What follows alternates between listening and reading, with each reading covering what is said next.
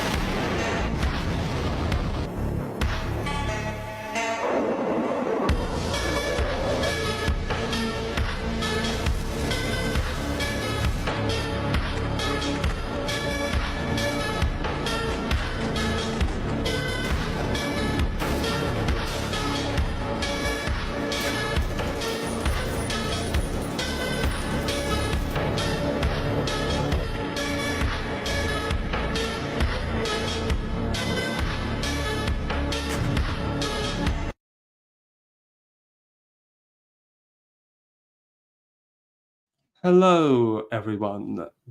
Good evening. Tonight, I bring you a special discussion on the principles of war. I hope you enjoyed that very keynote intro video there. Tonight, I'm joined by the one and only Raging Mandrill. How are you this evening, sir? I'm doing excellent. I'm glad to be here. Thanks for having me on. No problem. And just to sort of go over the topic for this evening, so the principles of war. Can I ask, obviously, I know you're a guy who's into a lot of sort of military history. When did you sort of first encounter the idea of the principles of war? Well, of course, as everybody knows, I have a military background. I'm not just somebody who's into history or anything like that. So really, the first time you encounter the principles of war is in context of military service. But as far as the actual principles in academic research and that sort of thing, so that's really where I get introduced to the principles in a formal context. Well, thank you for that. And for those who are interested, on the slideshow I have here, this is a picture of Major General John Frederick Charles, or known as Boney Fuller. He was a British Army staff officer, and in 1926 he wrote a book called The Foundations of the Science of War, and in this book he coined 9 principles of war, and these principles have formed the sort of the foundation of a lot of the principles of military thought in the Western world, including, for example, the British Army and the modern American Army, which we'll get into. So just to give a bit more of a background about Fuller, so he was mostly for his military career a staff officer, so sort of acting in HQ, helping sort of plan and manage strategy and resources. There's only one war where he actually fought in physical person, which was the Second Anglo-Boer War. But yeah, so he was a staff officer. He actually became it in 1913, just before the outbreak of World War One, and he was heavily involved a lot in the Royal Armoured Corps, the beginnings of tank warfare in World War One, and he was involved in a lot of the planning of the tank offensives, such as the Battle of Cambrai. After the war, he would carry on being a staff officer, though he would become alienated from the military high command due to his, shall we say, sympathies and association with the British Union of Fascists. So due to that political connection, he has become, I think, a little bit of a neglected thinker, quite sadly, because I think there's a lot of important insights he has in his work. Though he would not face as much persecution as other members of the BUF, he was most senior British military figure to not be recalled for service during the Second World War.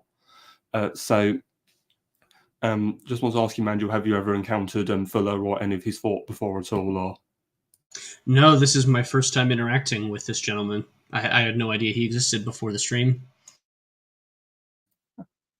Oh, that was interesting. Well, hopefully you'll learn a lot as we go through all of this. So, okay, so to begin with, so the reason sort of Fuller came up with these 9 principles of war is because to sort of go into his military thought, so he believes that when you conduct a military campaign, the goal is to achieve something which is called economy of force. So what does he mean by this? By this he means you fight the war using the most efficient use of your manpower, resources, and supplies to achieve victory with as few losses to resources as possible. This is very influential because if you look at the modern, say, British and American army principles, economy of force features quite strongly and prominently within those principles. So that's one example of where his influence bleeds through. Is there anything you want to add on the concept of economy of force and Mandrill, or? Yes, I do have the this tab here, which is the Joint Pub. This is the American Joint Chiefs of Staff documentation. It's a document that's not classified, and it gives basic definitions in the appendices, specifically Appendix A or Appendix Alpha, for the concepts as laid out by American military thinking. And there is a definition of economy of force that I can read out for you. It says, the purpose of economy of force is to expend minimal essential combat power on secondary efforts to allocate the maximum possible combat power on primary efforts. Economy of force is the judicious employment and distribution of forces. It is the measured allocation of available combat power to tasks such as limited attacks, defense, delays, deception, or even retrograde operations to achieve mass elsewhere at the decisive point in time. So it's a slightly different definition, but I think in spirit it is it's the same, right? I think that there's probably, as we're going to see, a lot of overlap between this gentleman's 9 principles and the American 9 principles. Just the verbiage tends to be shifted a little bit. But you can tell that there's this very clear idea of efficiency, and I think the American principles they do tend to have some overlap, right? In American discourse, you're going to see that massing at the crucial point of attack is something that matters a great deal, and one of the ways that it seems that Major General Fuller would agree with the U.S. source documentation is that in order to achieve critical mass, you need to make sure that all of these other secondary efforts are you're not allocating more men and more resources than is needed to actually achieve those secondary purposes. Well, no, thank you for that, and something Fuller would go into. Obviously, in order to achieve economy of force, you must be fully executing the 9 principles, and failing to implement one will lead to an inefficient economy of force. So what I also want to do is I just want to read a small bit from his book, The Foundations of the Science of War, on his own thoughts on economy of force. So, the redistribution of force, such as is the ceaseless labour of the universe, a collecting and a dispersing, a mobilisation and a demobilisation, and perpetual change in unceasing motion, in fact, a war without a victory. Such is the nature of the world as it moves on with cadenced step through endless time and space. Nothing is created, nothing is lost, yet all things are changing, for nothing is standing still, and every change is in accordance to law until we come to life, and then we find that the supreme problem of all living things is to learn how to obey. Obedience may be unconscious or conscious. The first leads to evolution through trial and error, the second to progress through rational thought. The first is the common process of the animal world, and to those men who are higher than animals, it is the second. To animal existence, chance is an omnipotent power, but to the thinking man, it is an illusion, for it does not exist, for his reason tells him that omnipotence is law. War, writes Clausewitz, is the province of chance. In no sphere of human activity is such a margin to be left for this intruder, because none is so much in constant contact with him on all sides. He increases the uncertainty of every circumstance and deranges the course of events. Clausewitz is only relatively right insofar that chance rules when ignorance abounds, and though we cannot hope to replace ignorance so completely by knowledge that ignorance will vanish, and the more we realise that war is the province of law and not the chance, that more we shall grow to understand its changes, and as we understand them, and how to best economise and expend our force. One author writes, untrained man wastes nearly everything which he has to do, and especially that which is plentiful and cheap, such as water, coal, and food. He wastes his time, life, health, and opportunities. He wastes his life largely in idleness or excessive amusement. His health in selfish excesses, his opportunities through want of decision and promptitude, and by mistaken conduct, his mental health by neglecting to acquire wisdom, by filling his mind with trifles, by dwelling upon grievances or upon irrational pious desires. He wastes his physical health and food by eating and drinking to excess, and he wastes time in unnecessary exercise to order to counteract the evil effects of these. Thus, when we turn to military history, we find that war has mainly been an instrument of waste because of the ignorance of the soldier. Truly, Clausewitz writes, every unnecessary expenditure of time, every unnecessary detour is a waste of power, and therefore contrary to the principles of strategy. War is not governed by chance, but by law, and the punishment for disobedience is waste. The rational distribution of force, this is our problem in war. To Herbert Spencer, force is the ultimate of ultimates, and to us, soldiers are so the forces of war, not because we want war, but because our raison d'etre is to expend force in war. Force endures whatever may be the use made of it. That is to say, it persists in itself, but for practical purposes is limited, for we deal in changes of force. Consequently, the law of causation governs force and war, which manifests in the form of pressure and tension, and these we call offensive and protective action. As abstract conceptions, they are our symbols of reality, and as concrete acts, they are our efforts. Our will moves our muscles, and our muscles enable us to hit and to guard. By means of hitting and guarding, we expend our mental, moral, and physical energy. If, in its entirety, we could grasp the law of causation, we could then so economize our force that whatever force might be at our disposal, we should expend it at our highest profit. Consequently, if two opponents face each other and each possesses an identical supply of force, the one who can make his force persist the longest must win, because as Spencer says, the desired end will be achieved with the smallest expenditure of force. Therefore, in place of talking of the law of causation, or of the law of persistence of force, as the fundamental law of war, I will call this law the law of economy of force, or the law of economic expenditure of force. The latter term expresses my idea more closely, but as the former appears to me the more general and scientific, I shall normally make use of it. So again, from that passage, you can see he really does emphasize the economic aspects of this idea. And again, you must wage war as efficiently as possible and to avoid wastes at all costs. And again, it's interesting that he quotes Herbert Spencer, who was a 19th century British sort of liberal theorist and economist. So you really sort of see the people that he's being influenced by in this respect, and also a healthy references to Clausewitz.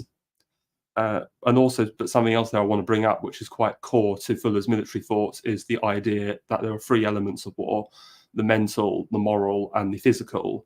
Is there any comment you want to make off the back of that, Mandrill, or? Yes. So Fuller seems to be very much of the mindset which I tend to share when thinking about the principles of war. Really, the way that you should think about the 9 principles is that he who has more of these principles in his corner when he is fighting a battle, whether that's the operational or the tactical or at the strategic level, is going to be more likely to win. Right? This is a law, and you could take these 9 principles and you can apply them to every possible battle situation, every battlefield in the history of mankind. It doesn't matter. You will find that once you understand what the definitions of these principles are, you can apply them in every single case. And you will find that he who has more of the principles on his side in the course of a battle or a war is going to be the victor. And if you have a greater margin of these principles on your side as compared to your opponent, the greater the margin of victory will be. And so to my mind, this is what Fuller sounds like he's discussing when he's talking about there's actually a law that underpins war. Yes, indeed. And as you probably heard there, he's very dismissive of this idea that in war, everything's left to chance. I mean, certainly there are uncontrollable conditions, but as you'll go on to later, you have to learn to be flexible and adapt to those conditions and still try and be as efficient as you can. You can't sort of have this, laissez-faire cavalier attitude. You have to be in control of things as much as you can be. Yes, as the adage goes, control what you can control in the military discourse. No, thank you. And so let's move the slide on. So as part of this presentation, what I've done is there's a few interesting diagrams he's included in the book. So I've just taken pictures of those and put them on the slide. So here on this diagram, he calls this the unity of the principles of war. So as you can see, I mentioned before, you've got the mental, the moral, and the physical. And just to clarify regarding the word moral, something that's a bit confusing about this book is that he uses that spelling of moral like, you have the moral high ground. However, if you actually read him, I believe he means it in the sense of morale, like with an E, but he spells it without an E. So just to try and avoid any confusion, I believe he means morale as in your troops have high morale, not that they have the moral high ground. I hope that's clear. All right, so I'm just taking a look at this diagram here, and I'm not surprised at all that you see these kinds of terms and what he means by in things like endurance and morale, etc. Right? I think it's probably a good jumping off point to use the modern definitions of these things, and if I may, I also have some definitions that I would like to read out according to the joint principles, because a lot of these are probably going to be the exact same. He's just using more archaic language. That's my take, just looking at this diagram right here. And what I think he means by using the word morale is probably what the Joint Chiefs of Staff would consider to be unity of command. So we already talked about the principle economy of force, but there's actually 9 of them. So let me go ahead and I'll just run everybody through them, if you don't mind. All 9, right? If you're totally cool with that. That's fine. Yeah, go for it. All right. So the way that I think of the 9 principles in American joint publication literature is there's an easy to remember acronym for everything in military terminology, and you can make little acronyms and little like mnemonics in your brain to make things easier to remember.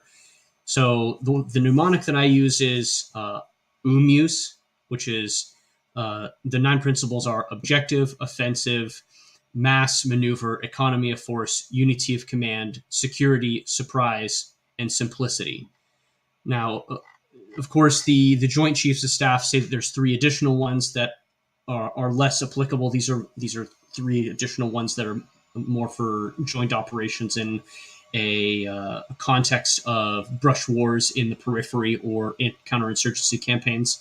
But for our purposes right now, and because this is what we have right in front of us, I'm going to give a brief explainer of what all these things are, right? So very clearly, you have the object, right, or objective, which is essentially just saying, what is it that you're trying to accomplish here? What are you trying to capture a hill? Are you trying to attack an enemy at a critical point? Are you trying to defend your own lines from enemy attack?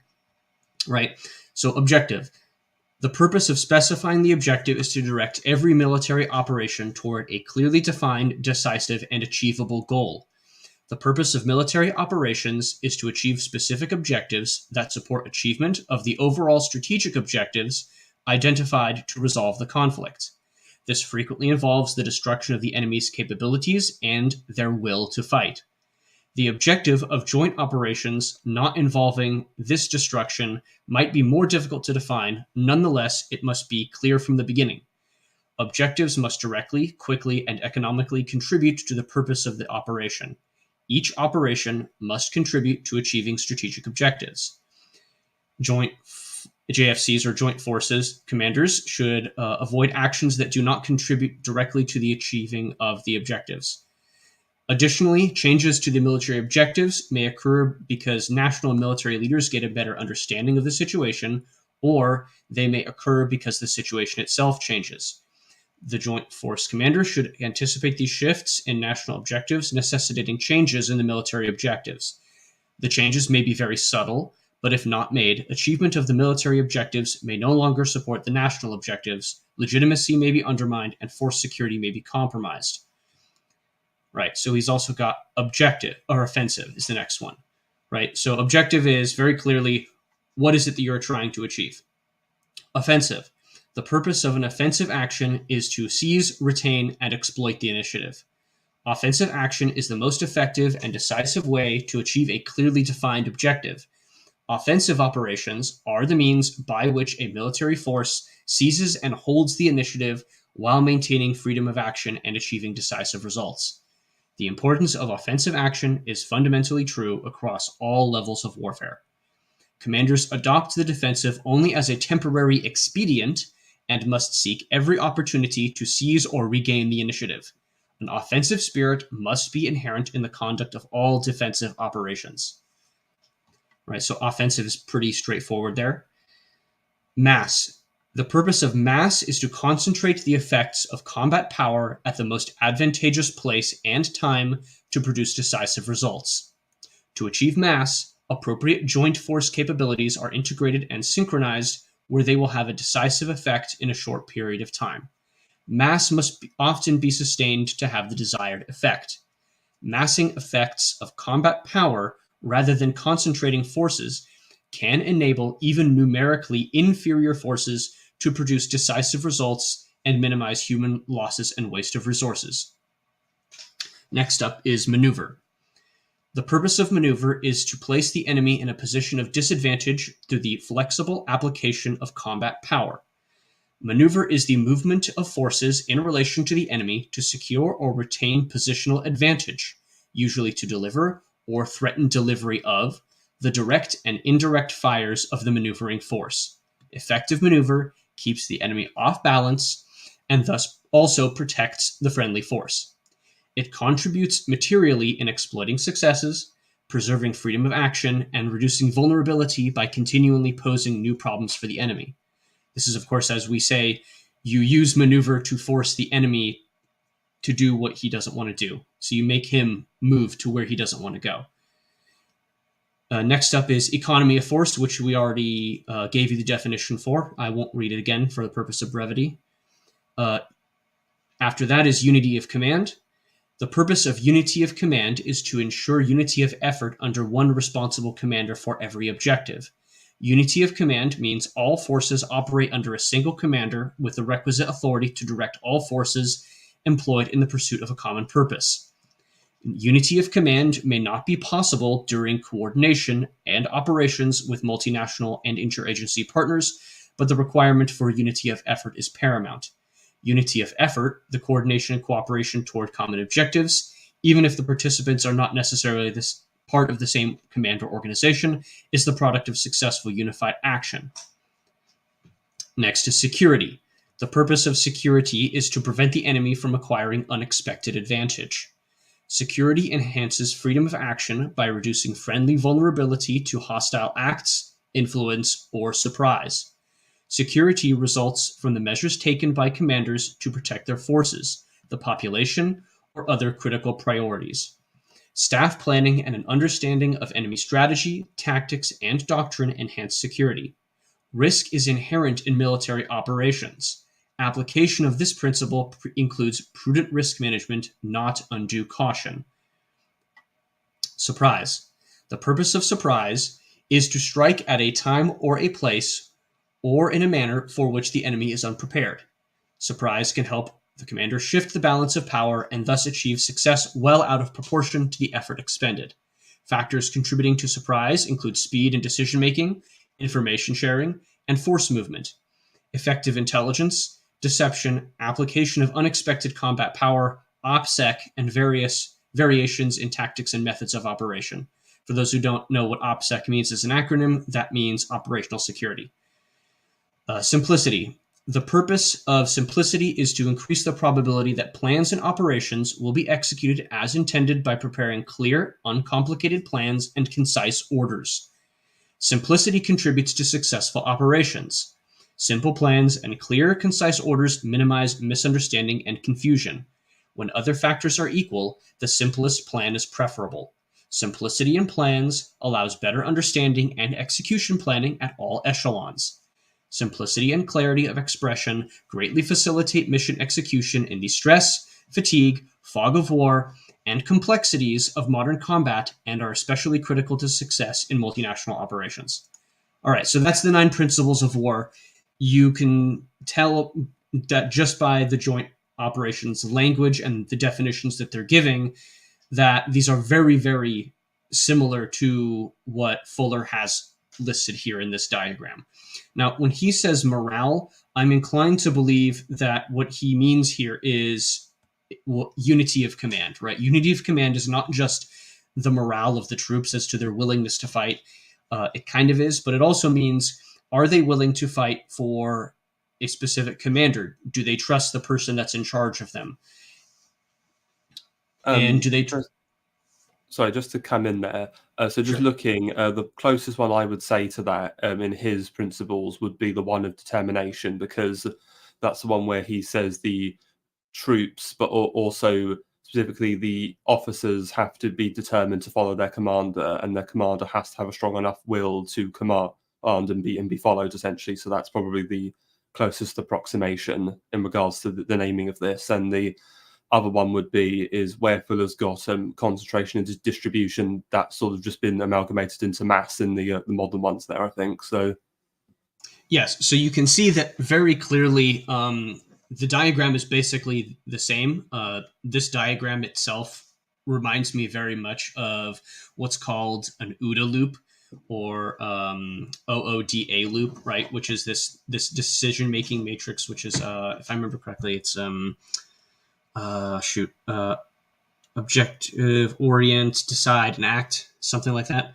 It's been a few years, but essentially it's the same thing as this, right? It's just a circular decision-making matrix that you're using to say, okay, I have this factor, I have this factor. You're checking all of these mental boxes in your head to say, all right, I have all of these factors in my corner. Now it's time to conduct an offensive. Well, no, thank you for that clarification. And yeah, so just looking at this diagram, so essentially how Fuller describes it. So let's go over these three different elements which form the foundations of these principles. So the mental sphere is defined by Fuller as being reason, imagination, and will. And this is largely you could say, the strategic level of war, and very much associated with the officers. So this is all about the management, planning, and sort of the supplying of a military campaign. And because also when you look at these elements, Fuller has them in like a hierarchical order. So the mental is on top, then the moral, and then the physical. And basically, if you don't sufficiently employ the mental sphere, you can't adequately prosecute the moral or physical sphere, in his view. So the mental is first, which is the officers.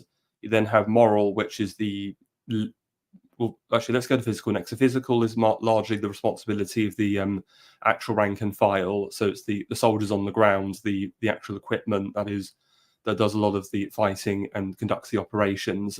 And then moral is the sphere that links the men and the officers together, because it allows them to manage and command the soldiers in the field. So would you agree with that sort of his way of thinking of how that works, or would you have any pushback against that, Mandrill? Or Nope, I have no pushback at all. That's a very accurate way to think about things, and it's the way that modern militaries think about this, or at least they should.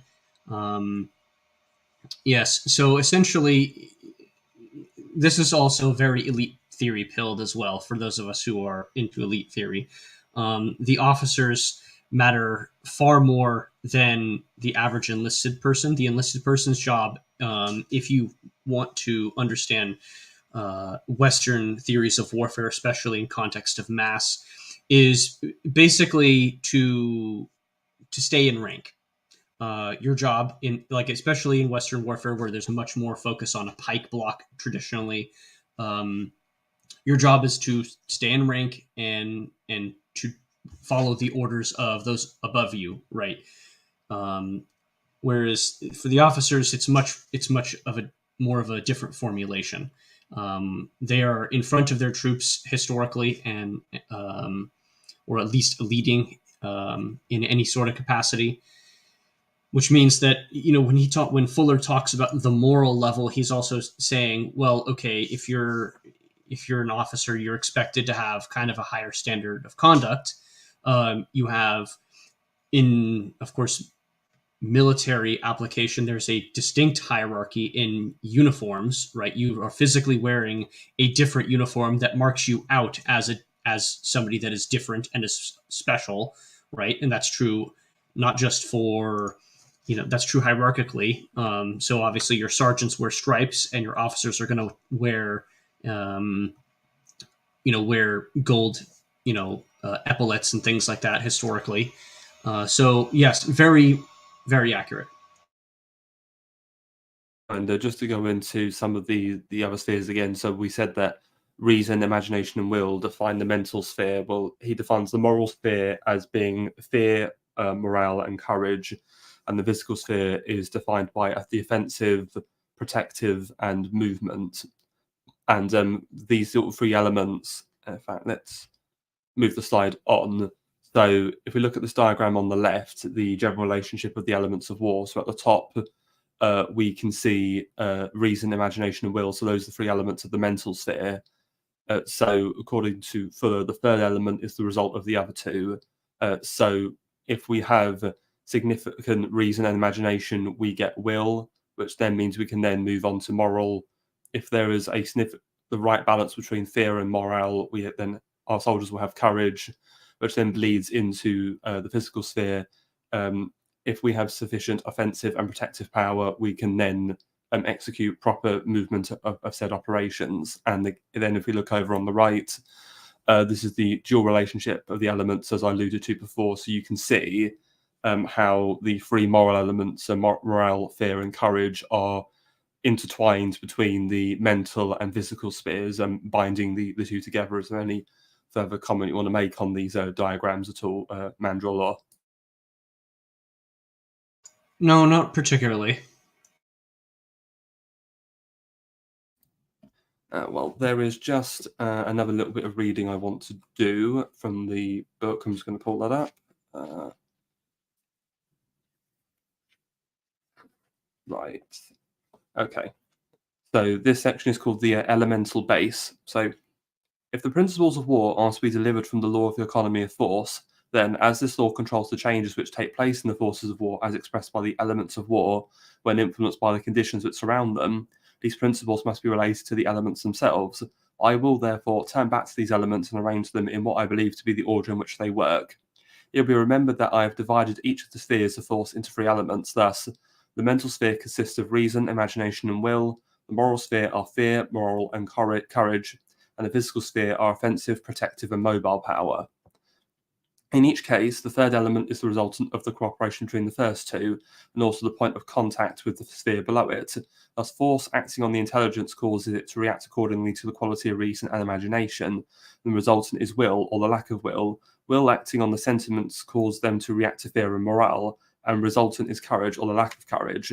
Courage acting on physical energy causes it to react to pressure, offensive power, and resistance, protective power. And the resultant is movement, or lack of the movement, which takes place in the material sphere outside man. Taking one man as an instrument expressing all these forces, they can be plotted out to be shown in diagram 15. Reason and imagination is close cooperation, decide on the object and the force to be expended in the attainment. This decision is expressed by the will. The will now enters the moral sphere, and if the moral repels fear, the will impinges on courage, and from a purely mental force becomes a moral one. Courage, vitalized by will, impinges on physical energy, which, if the offensive and protective powers are in close cooperation, results in movement. Man's object is correct action, or action which may be designated as true and not false. Therefore, truth may be accepted as the governing condition. The nearer action coincides with the true state of things, the more correct it will be. So far, the relationship of the elements within man, now as regards their relationship between the general and his troops. The general is preeminently the brain of his army. His main duty is mental and not physical. With his men, it is the reverse, for though they must use their brains as individuals, as a mass of individuals, they, in the main, must make use of their physical powers as directed by the will of the general. As regards moral force, it influences both the general and his men alike. But whilst with the first courage must be active, with the second, in order to accept the will of the general, it must be passive. We can now plot out another diagram, number 16, which is worth examining. The general is represented by the upper triangle, and his men by the lower, and these triangles are connected by a line, or bar, which represents the moral sphere of force, we then see that the general must be possessed of a courageous will, a will which expresses self-assertion, the assertion of his plan, which his reason and his imagination have enabled him to formulate, and that his men must be imbued with a self-sacrificing will to move in accordance with this plan, which is rendered possible through their protective and offensive powers. Between the two triangles stand fear, which is the common enemy and ally of both, for if the will of the general is to control the movement of men, the moral line or bar must, so say, remain straight and rigid. If thrown out of adjustment by hostile pressure, directed against either end, the opposite end will be swung out of the perpendicular. If fear be regarded as a pivot, then if such hostile force is directed against protective or offensive power, so as to push the moral line out of the perpendicular, unless the courage of the general is sufficiently strong to rectify this diversion, moral contact between the two triangles may be broken, and the result is demoralization. There are many further considerations which these two diagrams suggest, but these I must leave to the student to discover, as my intention here is not to examine all the relationships between the elements of war, but to establish a scaffolding for its principles. So off that reading, is there any further comment you want to make? Or? No, not really. This is all very basic stuff, actually. Anybody who's been to military training or understands any sort of the relationship between officers and men pretty much understands this stuff. But it's one other thing. It's a different it's a different diagram than I would I'm familiar with, of course. So it's a little esoteric seeming. Mostly, a lot of this, the reason, imagination, will, and courage. The U.S. military has a document which is the qualities of officers. I think it depends on which service it is. I think there's like 11 qualities or 13 qualities, if I'm not mistaken. They differ between the services, but basically they just say, look, your officer is required to have 13 or however many qualities, and these are all moral qualities that are required to lead troops into battle. And I mean, Fuller basically says, look, it's the same thing, right? So he's connecting the moral qualities that make officers officers, and saying, look, if they don't have these things, then obviously fear is going to set in, and you're not going to have the will. And once you don't have the will and you have fear, you're not going to be able to execute movement effectively. Oh, no, thank you. And to go back on your point about elite theory, that's very true. And he has a very hierarchical view, well, correctly hierarchical view of the military. And something else I want to bring up, actually, with the relationship between officers and men and the idea of the mass soldier, is he does mention elsewhere in the book that he brings in the French thinker Gustave Le Bon and his book The Crowd, which is a study of mass psychology, and he applies that to the army, because if you think about it, it's true, the army or the soldiers are in a way their own crowd, except they're a military crowd, and you have to lead them properly, as you would a political crowd, so to speak. So, and also you say he's quite esoteric. Well, that's quite apt you've spotted that, because with this whole spheres, the mental, moral, and physical, when earlier in the book, his idea or foundation for that concept is the idea of the mind, the body, and the soul. And also something else about Fuller, which is a bit controversial, is that he was into occultism and did read a lot of Aleister Crowley, though I'm less interested in that aspect of him than his military, and as are most people. So, well, I mean, it's just because these style of diagrams are very reminiscent of more esoteric diagrams generally, and so that's why when I see this stuff, my eyes kind of glaze over, because I'm used to a different format. But of course, the depth edition and the explanation is essentially the same. So it's just the diagram style is not to my taste. Oh, that's fair enough. Right. Okay, and so here are some more diagrams. So again, we've got these hierarchical triangles, but this time he swapped out the elements and spheres for the actual principles themselves. So again, the one on the left, I don't think is that similar to the cycle from the other page. So we've got the three mental ones. We've got concentration, distribution, and direction. leading down to surprise, endurance, and determination, and then leading to offensive action, security, and mobility. And interspaced, we have the objects and objective. And then again, if we look on the right, we've got the dual relationship. So the three moral principles, the endurance, surprise, and determination, are all intermixed with the mental ones at the top, and then the physical ones at the bottom. And again, so you sort of said that these layouts are very different to what you're used to. So with the diagrams you're more used to, in what way do they differ? Well, they're less diagrams, to be honest, and they're more of, I would say, verbal definitions, right? So you wouldn't get, like, maybe you'd get these on a PowerPoint or something, but they would have a word, and that word would be defined, and you would be responsible for memorizing that word and its definition. And that's the format that I'm used to in terms of my own military basic training. I know that's fair enough. I just think this is useful because I think you learn it in more depth, and then she's just a useful reference point for how they all relate to each other. So, okay, so now we've gone through these diagrams. Obviously, you've mentioned all the modern sort of principles there and gave a basic definition of them. What I now want to do is I kind of want to go through all of them and go through them in a bit more depth and try and apply them to some actual military situations. So on this final slide, I've actually got his 9 principles, and then I've got the modern US and British Army equivalents. When looking at his original 9 at the top in this table, it's also important. So not only does he break them down into mental, moral, and physical, he also breaks them down into another 3 categories: the principles of control, the principles of pressure, and the principles of resistance. So control is essentially, well, actually, let's start with pressure and resistance. So pressure is basically the principles all about attacking and launching an offensive. Resistance is about defense and maintaining your military force. And then control is basically everything else. So it's movement, supplies, planning, and management, essentially. And you can see how these all interlink with the spheres. So direction is the principle of mental control, concentration is the principle of mental pressure, and et cetera, et cetera.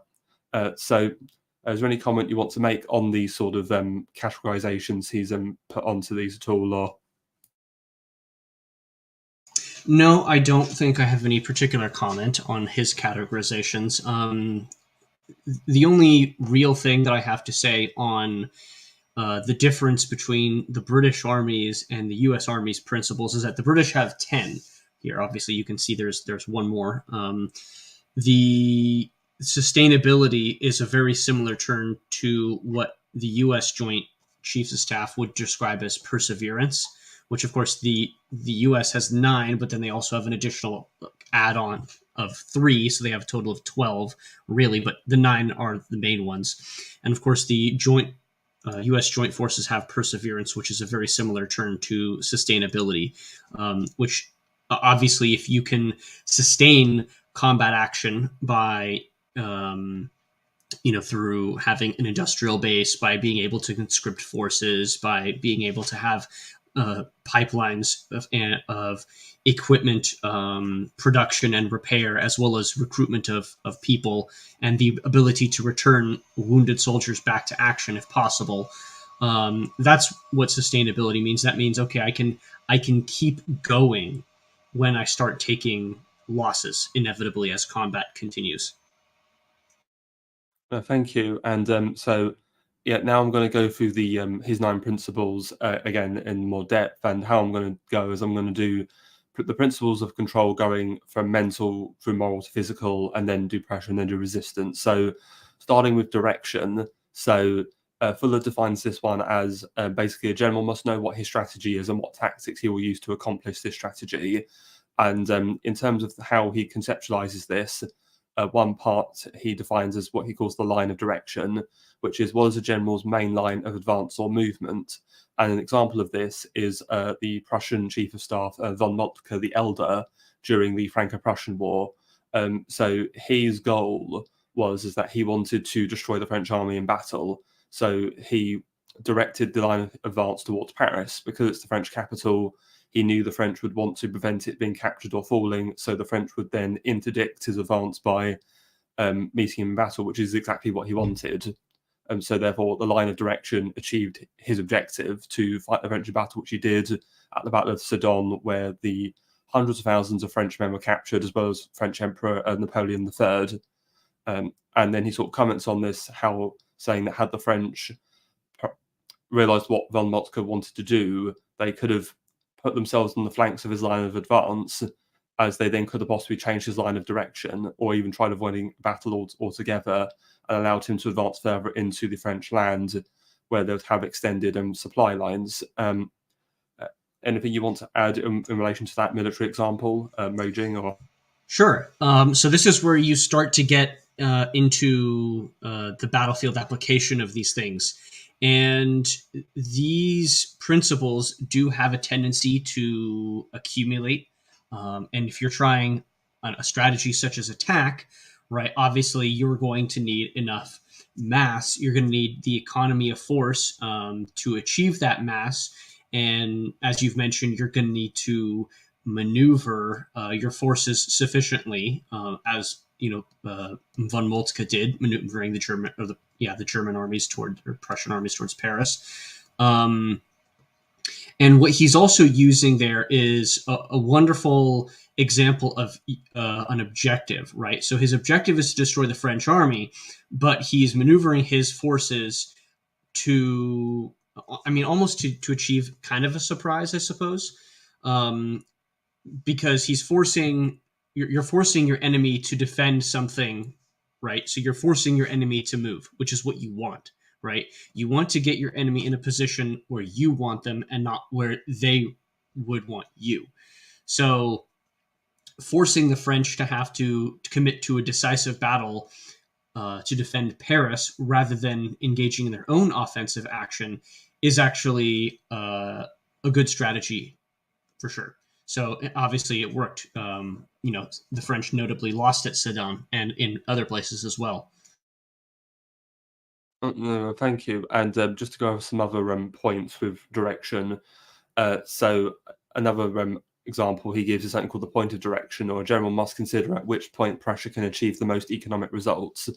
This can be achieved by enveloping a flank, penetrating a front, or maneuvering an enemy into exposing his rear. Good example of this would be the Second World War, when you had the German invasion of France and von Manstein's sickle cut, or the Sichelschnitt, or the surprise line of offensive through the Ardennes forest. That line of direction, the curving sickle cut, completely smashed through the French lines and then reached Dunkirk, where the British forces were evacuated, and then it allowed the Germans to then wipe out the rest of the French army, and then France promptly surrendered. Further on from that, he then also has what he calls the organisation of direction. There must be a harmony of strategic movement, the approach, and the tactical movement, the attack. Essential supplies and communications must be protected with as much force as possible, and then when in position, the majority of forces can be deployed onto attacking. Fuller then, for this, gives an example of the Third Battle of Ypres, where the Entente forces tried to advance on Bruges and Gand from Ypres. However, there was insufficient tactical pressure due to the terrain and the presence of a large German communication centre in Lille. There was also difficulties in supplying the attacking army. Therefore, the poor strategy situation led to what he calls poor tactical pressure. And lastly, with direction, he's got what he calls the human element. If the direction of war is leading to unnecessary casualties, then this will undermine the morale of soldiers, which will impede the tactical situation. So any final comments you want to make on direction? Nope. All right, thank you. So next we come to determination, which we mentioned before. This is sort of his equivalent of the US's unity of command. He said there must be a will to execute a strategy or plan, the animation that links concepts and its execution. And Fuller, for this, largely draws on his experience as a staff officer during the First World War, where he has quite an amusing anecdote where he says he feels like you have all these general staff officer meetings where the higher ups are trying to execute a plan, but they keep being criticized and countermanded by their subordinates. And he says it all very much feels like you're part of some communist Soviet council of like bickering provocateurs. And yeah, I mean, unity of command is everything in warfare, right? If you have this hierarchical organization, such as an army, all of the decisions need to flow from the top down. The problem begins to happen when your unity, or when your unity stops occurring, is when the person at the top is it doesn't have the full trust and confidence of the people beneath him, right? There is such a concept in military terminology as forceful backup, of telling somebody, no, you're wrong, this plan is not going to work. In order to make this plan work, I need this, that, and the other thing. And that is a concept that also exists, but really the authority of the commander should be unquestioned. And if you're receiving this kind of countermanding, that's not a good sign for you as an officer. That's probably reflective that your leadership is to be wanting in some other area. Thank you, and Fuller's very much in agreement, because as when he talks about more of determination, he's an advocate of what you might call the traditional way of generalship. So you have a general who is an absolute autocrat, an absolute monarch of military matters, as it will. So, these are your Caesars, your Alexanders, your Napoleons. And in fact, as you may have noticed, Fuller had a nickname Boney because he was actually quite a big fan of Napoleon. So he's really for this autocratic style of military leadership. And as we get into the 19th century, he's very dismissive of what he calls the Prussian system of a general staff, because though when you have the Franco-Prussian War, yes, von Moltke the Elder was a very effective commander-in-chief, he had a determination to lead, and the other generals of the staff that were prepared to cooperate with him. This really breaks down when you get to the World War I, and you have von Moltke's nephew, von Moltke the Younger, who was, shall we say, not quite as effective as his more famous uncle. And he was someone who was, as Fuller has described, as quite feeble and not really strong-willed enough to direct. Honestly, his underlings were probably a bit more willful and more competent than he was, and as a result, Fuller blames this for why the Schlieffen plan failed. Would you have any sort of comment you want to make off the back of that, or? Yeah, actually, I would. So, and specifically because you mentioned the Schlieffen plan, and earlier you had mentioned the sickle cut movement of the Germans in the Second World War. And this is where you start to get into discussions of Prussian-style maneuver warfare, right? I think this is a very valid jumping-off point, because really that same strategy requires a very, very strong leadership style to execute. It's not a simple plan, right? An enveloping plan requires a very strong leader, and it also requires highly competent subordinates who actually have initiative. The biggest problem that you get between people like Napoleon and the Prussians, like say a Frederick the Great figure, is that Napoleon always doesn't quite have the subordinates that he would like. Famously, the saying goes, his Napoleon's hat is worth 40,000 men on a field of battle.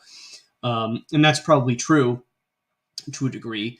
But really, if you want true unity of command, you need to have the leader who has competent and very loyal and trusting subordinates who absolutely have faith and trust in their leader. So even if they take a defeat, as Frederick the Great frequently did, he will be demonstrated to win again and again and again. And so even if you take a loss, it doesn't seem as catastrophic, and you can keep your army together. Now, this is probably where you should discuss the Battle of Leuthen, specifically, one of Frederick the Great's more famous victories. which involves a similar maneuver as this sort of Schlieffen plan and sickle cut as you have described. And of course, to briefly summarize the Battle of Leuthen, you have Frederick the Great, who is facing an Austrian army that's twice, 2.5 times the size almost.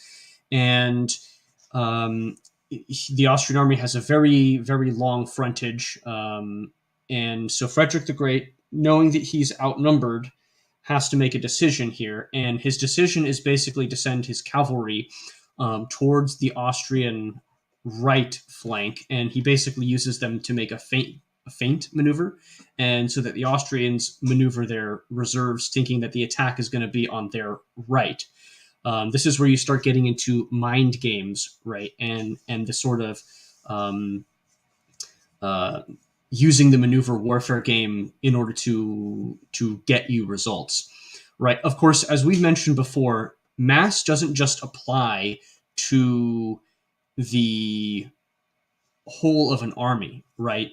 Frederick the Great is famous for a military tactic, which is I'm misremembering now, but essentially it's where you have local superiority of numbers on one flank, and then the rest of your armies basically holding the enemy army in check and preventing them from flanking where your main force is going and where your main attack is going. Well, Frederick the Great basically doesn't even do that. He moves almost the entirety of his army behind some terrain, a mountainous terrain, and comes and essentially comes onto the Austrian left flank and attacks the Austrian left flank. He's got mass where it counts. He has local superiority of numbers, right, which is mass, and forces the Austrians back. And so the Austrians then have to react to him, realize that his whole army is on their left, and essentially try to recapture the lost ground that Frederick had taken. Well, this doesn't work because at any given point, Frederick has local superiority of numbers and he's got superiority of firepower. And it's a wondrous victory to study for sure. But this is what you're talking about, and why people say that the German strategy, the grand strategy, is very similar in terms of blitzkrieg and the Schlieffen plan to Prussian maneuver warfare. It's the same thing over and over again. And the way that you make this work is, of course, you need a very strong leader, and you also need competent subordinates who are able to take their own initiative in hand. Oh, thank you. And the expression I think you were looking for is defeat in detail, where though your enemy might outnumber you, by maneuvering your forces, you have local superiority to defeat a smaller section of a larger force. I believe it's something Napoleon used a lot as well in his Italian campaigns. Sorry. I'm sorry. The term I was looking for is oblique order. That's the tactic I'm referencing there. Sorry. Apologies for misremembering there.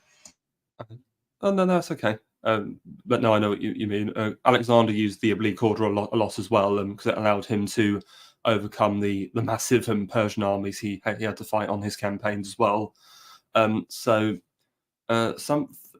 regarding determination, there's also another little bit I want to read. So this is actually an extract for the Pauls from the work of another military commander called Antoine-Henri Jomini. I don't know if you're aware of him, Mandrill, but he was a Swiss officer who fought in the French Revolutionary Wars and Napoleonic Wars, but later defected to Russia after the Russian campaign of 1812. And I'm familiar with him. Yeah.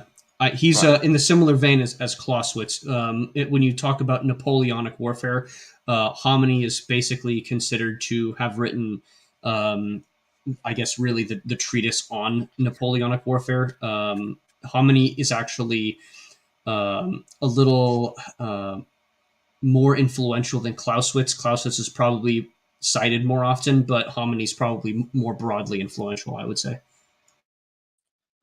Oh, okay, thank you for that. So this is just a small extract for the Pauls and Jomini's Art of War. It has been fought in succession in almost all armies that frequent councils of war, by aiding the commander with their advice, give more weight and effect to the direction of military operations Doubtless, if the commander were a Soubise, a Clermont, or a Mack, he might well find in the Council of War opinions more valuable than his own. The majority of the opinions given might be preferable to his, but what success could be expected from operations conducted by others than those who have originated and arranged them? What must be the result of an operation which is but partially understood by the commander, since this is not his conception? I've undergone a pitiable experience as prompter at headquarters, and no one has a better appreciation of the value of such services than myself. It is particularly in council of war that such a part is absurd. The greater the number and higher the rank of the military officers who compose the council, the more difficult it will be to accomplish the triumph of truth and reason, however small be the amount of dissent. What would have been the action of a council of war to which Napoleon proposed the movement at Arcola, the crossing of the Saint Bernard, the manoeuvre at Ulm, or that of Gera and Jena? The timid would have regarded them as rash, even to madness. Others would have seen 1,000 difficulties of execution, and all would have concurred in rejecting them. And if, on the contrary, they had been adopted and had been executed by anyone but Napoleon, would they not certainly have proved failures? In my opinion, councils of war are a deplorable resource and can be useful only when concurring in opinion with the commander, in which case they may give him more confidence in his own judgment, and in addition assure him that his lieutenant, bearing of his opinion, will use every means to ensure the success of the movement. This is the only advantage of a council of war, which, moreover, should be simply consultative and have no further authority. But if instead of this harmony there should be no difference of opinion, it can only produce unfortunate results. Anything you want to add to that extract by Jomini?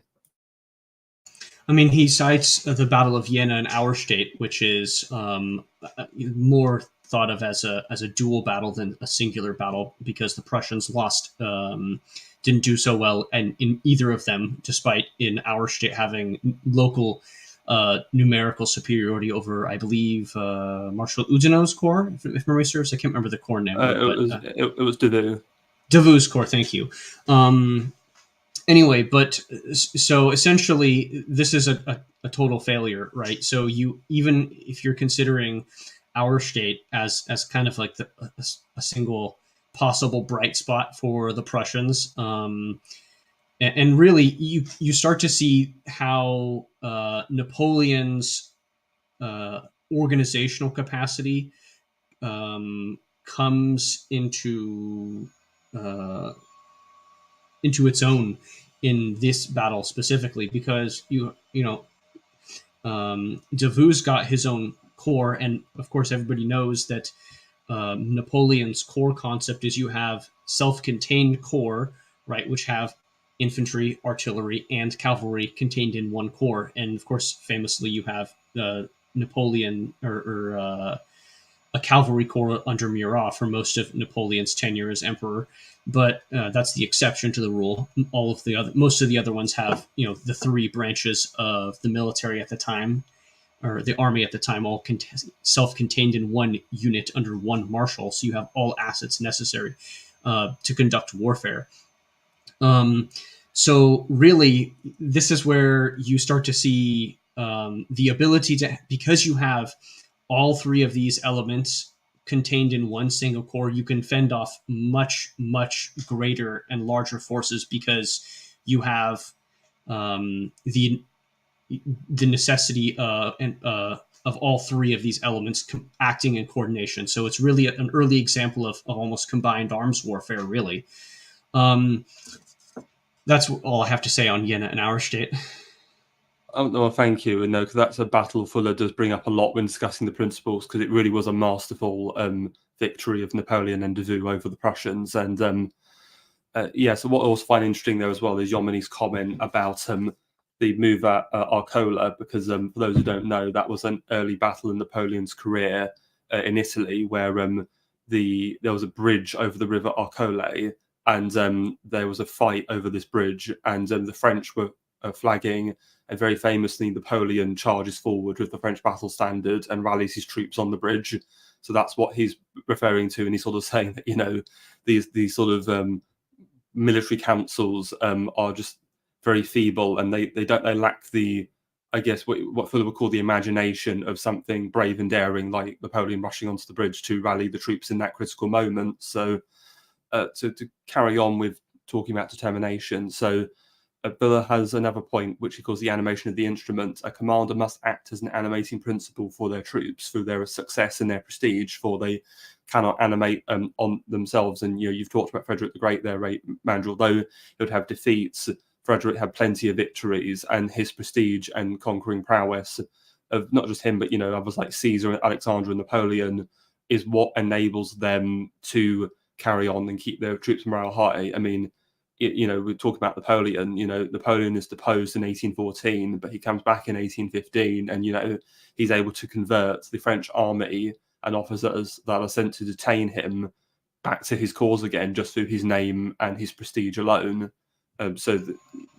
Yeah, it's also a similar thing as well with Washington, right? Famously, Washington and the Continental Army, and this is the preeminent American example of keeping your force together, even though you are suffering multiple tactical defeats and logistical difficulties.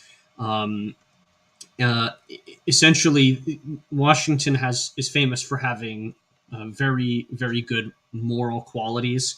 And I would say, obviously, determination and being preeminent among the troops, and just the unwillingness to give up, basically. There's a certain quality that all armies and really all military units have a tendency to do, and they have a tendency, as I'm sure Fuller would agree with, to adopt the moral qualities of their commander. And so if their commander is extremely self-determined, is extremely and supremely confident in their own abilities, despite difficulties, the army tends to be that way as well. And of course, if the commander is very aggressive, the army tends to reflect that as also, right? The army reflects the leadership capabilities and the qualities of the man leading them. Oh, no, thank you. And I just want to address this comment in the chat. Nami El Kazan, the oblique order was first used by the Sacred Band of Thebes. It's amazing how much older generals were inspired by the antiquity, just like the Prussian cordon encirclement was inspired by Cannae. Well, thank you for your comment there, and you're right. The Prussian general staff were obsessed with the Battle of Cannae, especially during World War One. And Fuller actually talks about this in one of his other books, which I've discussed on my channel, called The Conduct of War. The German staff were essentially obsessed with, this coveted double envelopment, which Hannibal got at Cannae, that I ultimately think they overindulged in trying to achieve that. And that's what helped lose them why the Sheaf and Pan didn't succeed. But also, Sacred Band at Thebes, yes, that's a reference to the Battle of Leuctra, where that's a very good battle, which I think is good for discussing the principles, because in that battle, essentially the Epaminondas, the Theban commander, he uses a very unconventional phalanx line, because traditionally the phalanx was organized into, I think it was 8 ranks deep, and you'd put your best troops on the right. But what Epaminondas does when facing the Spartans is that he puts his best troops, the Sacred Band, on his left, matching the Spartans who are on their right, so the best troops are facing each other.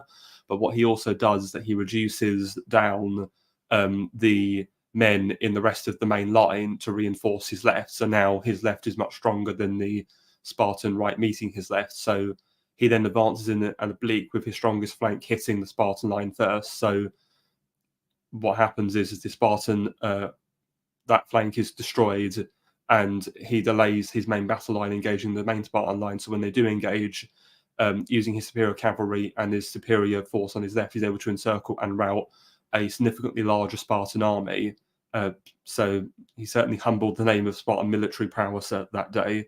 Is there any further comment you want to make off the back of that, Mandrill? Or Yeah, I do actually. There's an interesting thread between Renaissance thinkers who are up and coming into the era of pike and shot warfare. This is more familiar to our European and British audience, of course, who are more familiar with that era of history, I'm sure, than the American audience. But all of the military thinkers and tacticians of that particular era, because of the nature of the slow rate of fire for smoothbore musket weaponry, especially with matchlock muskets. You have therefore over the strength tends to be in cavalry at the time, and so of course this is a very long trend in European military history. This is going hundreds of years, right, even back to the Scottish schiltrons. But essentially, the spear and condensed mass of men in a block or a circle is something that goes back to even earlier, to the days of antiquity as well. And so, of course, the thinkers of that period were absolutely obsessed with antiquity for basically the same reason, is because they're fighting, even though you have this sort of like muskets, pike, battle line. Well, what happens when the pike or the muskets get attacked by cavalry? They retreat into the pike block, and so you have a mass of men that's like a hedgehog sort of thing, and you can protect yourself against cavalry attacks. And so, of course, this is why that's why you really need that style of warfare, and why each era of warfare tends to have its own style, because you have the nature of the weapons has a tendency to cycle through, and especially pre repeating firearms, when close combat is much more common. You really have this sort of like, you know pike block versus cavalry. Then you sort of have light infantry and light cavalry who defeats pike block, and then warfare. These things defeat each other in like a circle, right? And so the arms of the war that are being used definitely flavor what era of warfare you're in, for sure. Thank you, and that actually reminds me of something Arnold Toynbee talks about in his study of history. He talks about the I think he calls it the sophistication of a military technique, where you've got the Greek phalanx and the Macedonian pikes completely defeat the sort of mashed Persian armies. Then the Roman legions outmatch those phalanxes, and then the Germanic Gothic cavalry come in and then outmatch the Roman legionaries, and etc., etc., etc. And that carries on throughout history, and you have this breakdown in innovation. But just to go back to the determination, obviously going back to this idea of having an absolute commander, Fuller does recognise the ability or need to delegate sometimes, and an example he gives is Alexander. So though Alexander was this strong military commander, he often delegated the left flank of his army to the Parmenio, who was a veteran commander of his father Philip.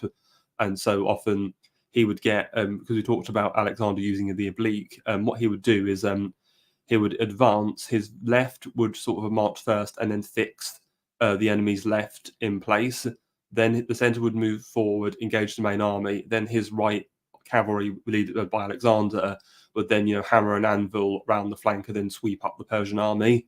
And he said that it's always important, because the reason he put Parmenio on the left is because he knew he was an experienced commander who would know what to do and would hold his ground and follow the right orders and know what Alexander exactly wanted to achieve.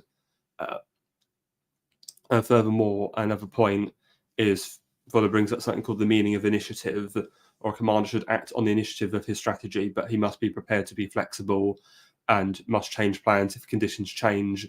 And also this idea of a singleness of purpose. A commander is often undermined by a civilian government at home, and he actually believes that during war there should be an autocratic military figure who is given all resources to prosecute a military campaign, and the civilian government should just stick to the domestic sphere.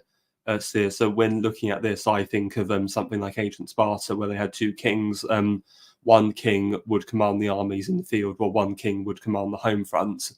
Or if you look at Japan, you've got someone like the Japanese shogun, because the shogun originally was just meant to command, was just the designated commander-in-chief of the emperor's armies. But as we would see, the shogun just ends up developing into their own political authority. So what's your thoughts on those ideas just brought up by Fuller there?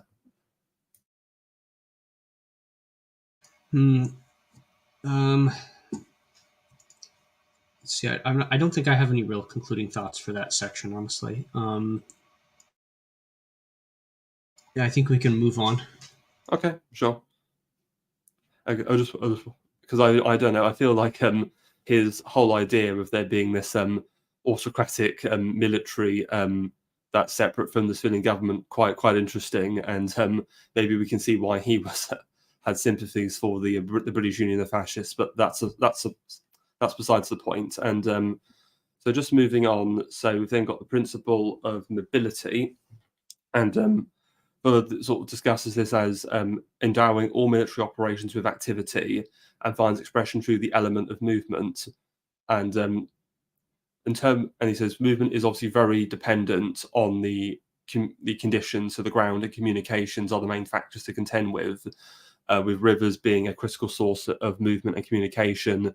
And most great wars take place in well-watered lands.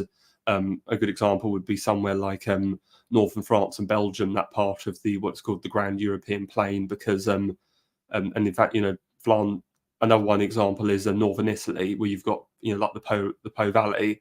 They're sometimes called the battlegrounds of Europe because there are so many wars and battles are fought on those two areas. So further on from that, because obviously Fuller was writing in the 1920s, and because he was so affiliated with tank warfare in World War One, when in a lot of his writing he's really sort of pushing and advancing the mechanization of warfare, and he believes this will revolutionise warfare in flat areas, even places like desert, which there aren't that much supplies in. Although he will say that mountain warfare will very much restrict movement warfare, especially from tanks and mechanized vehicles, just due to the confines of the space. Fuller also says that other than physically moving troops, there is also what he calls the movement of ideas, and that it's important for a commander to be flexible with doctrine and innovate where needed.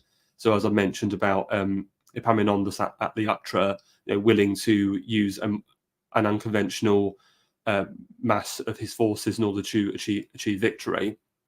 You then also have the organisation of movement. So what Fuller does is he breaks the army down into three elements. So the infantry are the offensive element, the artillery are the protective element, and the cavalry are the movement element. The movement element has actually suffered during the Great War due to the reduced effectiveness of cavalry to pursue, and armoured warfare could be a new source of movement going forward, as it would be in the Second World War. He also says that it's important to keep reserves who are fresh, and they can relieve exhausted troops who can keep the momentum going. Is there any comments you want to make on mobility? Yes, actually, I think that we can really draw a lot of lessons from Prussian-style maneuver warfare. I referenced earlier the Battle of Leuthen and the role that maneuver and being mobile had in Frederick the Great winning that battle. I'm not sure that style of warfare, given the proliferation of cheap ISR assets, that is surveillance and reconnaissance assets on the battlefield, I'm not sure that actually is possible in today's world. I think that maneuver becomes much less able to achieve surprise, because how are you going to maneuver into place with many forces, the forces necessary to achieve mass or local concentration of force in the decisive point of the attack if you get discovered like much earlier than you would prefer? The enemy is going to react to you before you even get into place. So my controversial take on mobility in terms of a modern context is you see mobility. It's much more likely to see mobility in less in armor assets these days, because you have air warfare and drones and that sort of thing. So I mean, it's really interesting to see. I think there's a possibility, and this is something I have debated with our good friend Paul Fahrenheit, also of the OGC, which is the era of the heavy tank is probably over. I think that you'll likely see a reversion to much lighter armor platforms, similar to maybe pre 1943 almost. And of course, I'm thinking of like a BMP style armored vehicle. Okay, well, what's something with a 75 millimeter gun and armor and possibly tangentially the ability to also carry troops, which has a turret and tracks. Well, that sounds a lot like a tank, doesn't it? Um, but that's not what we think of in terms of modern heavy tanks or heavy main battle tanks. I think the cost associated with creating heavy battle tanks means that you're probably going to see them be relegated to a role more similar to heavy cavalry in the Napoleonic era. Not to say that they aren't useless, but really, you're going to use them in very specific tactical contexts, which is as a counterattacking force to check an enemy momentum, or as the force that you use, like Murat's heavy cavalry in many of the Napoleonic era's battles, to to attack at the precise moment of enemy weakness and to be able to use cavalry maneuver to shatter their line. But of course, as anybody who knows anything about Napoleonic era um, uh, troops knows, is that most of the damage that is done during the rout. It's not actually done during the actual battle, right? When you shatter an enemy opponent and you're really engaging in exploitation of after a breakthrough, you're going. That's when maneuver, especially light troops, really come into their own, and that's when you start using light cavalry.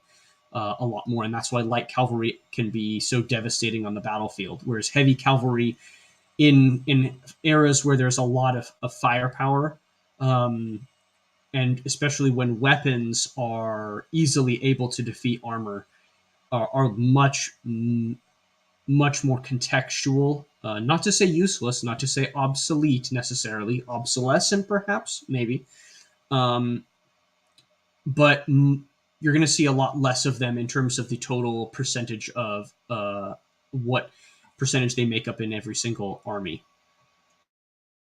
Oh no, thank you. And it's also interesting your take on mobility, because that's actually a thought I've had myself. Because obviously, Fuller came up with these during the between World War One and World War Two, so the movement from second to sort of third generation warfare, and obviously today we've gone through the fourth and now on fifth generation warfare. Because that's something I thought about. Have these principles, obviously as you've outlined, been partially outmoded by newer generations of warfare? And do we need to perhaps come up with newer principles or modify them in some way, other than what you said about mobility? I would not say that you would need to come up with new ones. Mobility still and maneuver absolutely still do matter. It's just which element of the army is considered the maneuver element is going to change, right? And even in the Second World War, air power is easily able to defeat armored columns, right? It's just when you have, in the context of only ground warfare, right? Are OP basically because you have no effective counter for them. If you don't have a lot of anti-tank weapons proliferation in today's world, where you have many different weapons that can knock out an armored vehicle, and especially a tank that's over 45 tons, this particular asset is much less powerful. And of course, we can see this in Ukraine, right? To reference a modern example, the tanks really are going to be much more easily used as a counter-attacking force, where you use these against an enemy offensive, where you can use it in reserve, and you send them forward only to check an enemy advance and to delay their momentum or to steal their momentum entirely. So to me, that's what you're going to see armored units be more likely to be used for in future. And I think you have a comment again from Mr. El Kazan in the chat if you want to highlight that. Yes. And I will address it briefly by saying that yes, it does look a lot like World War One. Of course, that is also has a lot to do with Russian force composition. The Russians understand very deeply that the damage is done by artillery, whereas the United States, because of its comparative disadvantages to the Soviet army, did not invest heavily in conventional artillery. It invested in air power. Well, what happens now that surface to air missiles are extremely widely available? They're relatively cheap. You have like man portable surface to air assets in great proliferation as well. Um, you have drones, which means that conventional and standoff weapons, which means that uh, the era of sending in an aircraft to attack directly an armored column is probably basically over. You're much more likely to see standoff munitions. You're much more likely to see drones being used to also deploying standoff munitions, but generally also being used in a suicide attack, right? Because cheap drones with a couple of pounds of explosives strapped to them are very easy and cheap to make. And so, of course, yes, if World War One becomes easy again because artillery now has more effective ISR to spot for it, right? So your artillery fire can become much more accurate with drones, as we've seen. So this is where you get the inevitable and eternal fight between weapons and armor. Weapons, defenses, right? And you can defend, you can create fortifications, but if you have enough firepower and you have the ability to maneuver around defenses or armor, or which is how you defeat armor, right? Velocity defeats armor. Outflanking defeats fortifications, fixed fortifications. It doesn't matter if you defend if somebody has the ability to overcome your defenses one way or another. Oh no, thank you for that comment on that. And yeah, now I think it's time to move on to concentration. So obviously we've mentioned this where in the modern US Army, this has been combined together with distribution to make the principle of mass, but for the side to split it up. And I can kind of understand why. So mass is the importance of where do you mass the strongest part of your army to deliver the most decisive effect. So he believe, obviously, as I said before, he's very much a fan of Napoleon. So he believes Napoleon was one of the first commanders to make the most successful use of this. And obviously, when you look at the French Revolution and Napoleonic Wars, you've got the idea of the levée en masse, or the idea of the national conscription, France using its large population to military effect by conscripting these vast armies to match these large coalitions that are arranged against it. And they are able to use them to great effect for a time before France runs out of manpower. But though, as I mentioned when we talked about the UCTRA, mass and concentration aren't just throwing hordes of men into the meat grinder. It's just, there's actually a term Fuller likes to use, which is wars aren't won through masses of men; they're won through what he calls the refinement or the perfection of weapons. So what's not important is you concentrating men, is that you concentrate weapons. So, for example, going back to the sickle cuts of Manstein of the Second World War, one of the reasons that was so successful is that the Germans concentrated all their armor into this one column to punch through, and the French obviously had all their tanks distributed evenly amongst their battlefront, so they weren't able to counter the concentration of the superior weaponry. Furthermore, there is a reading I want to do in relation to this. I'm just going to pull that up.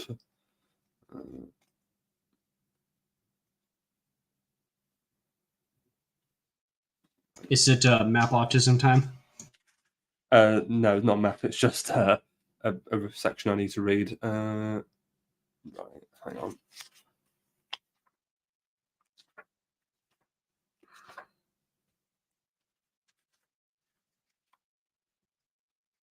One moment. Sorry. Yeah, so this is what he calls the relationship of concentration to reserve force. In the application of the principle of concentration, a frequent mistake is to mass offensive forces against a selected point when it is impossible to surprise this point. This mistake originates in failure to appreciate that concentration in 9 cases out of 10 means keeping troops out of battle and not thrusting them in. Men are not machines, and even machines require periods of rest and overhauling. Men have a limited physical endurance, and it is this endurance which must be economized. If 10,000 men attack a position simultaneously, the majority of these men will be exhausted simultaneously. If 6,000 men attack and 4,000 are held in reserve, even if the enemy numbers 10,000, by the time the energy of 6,000 is exhausted, that of the 4,000 in reserve will, in all probability, be greater than the residual energy of the enemy. That is to say, if he has employed the whole of his forces in the attack, in practice as well as in theory, reserves can be seldom too strong. Again, the supply of reserves must be continuous, by which I mean that at no time during a battle or campaign should reserve force be entirely used up.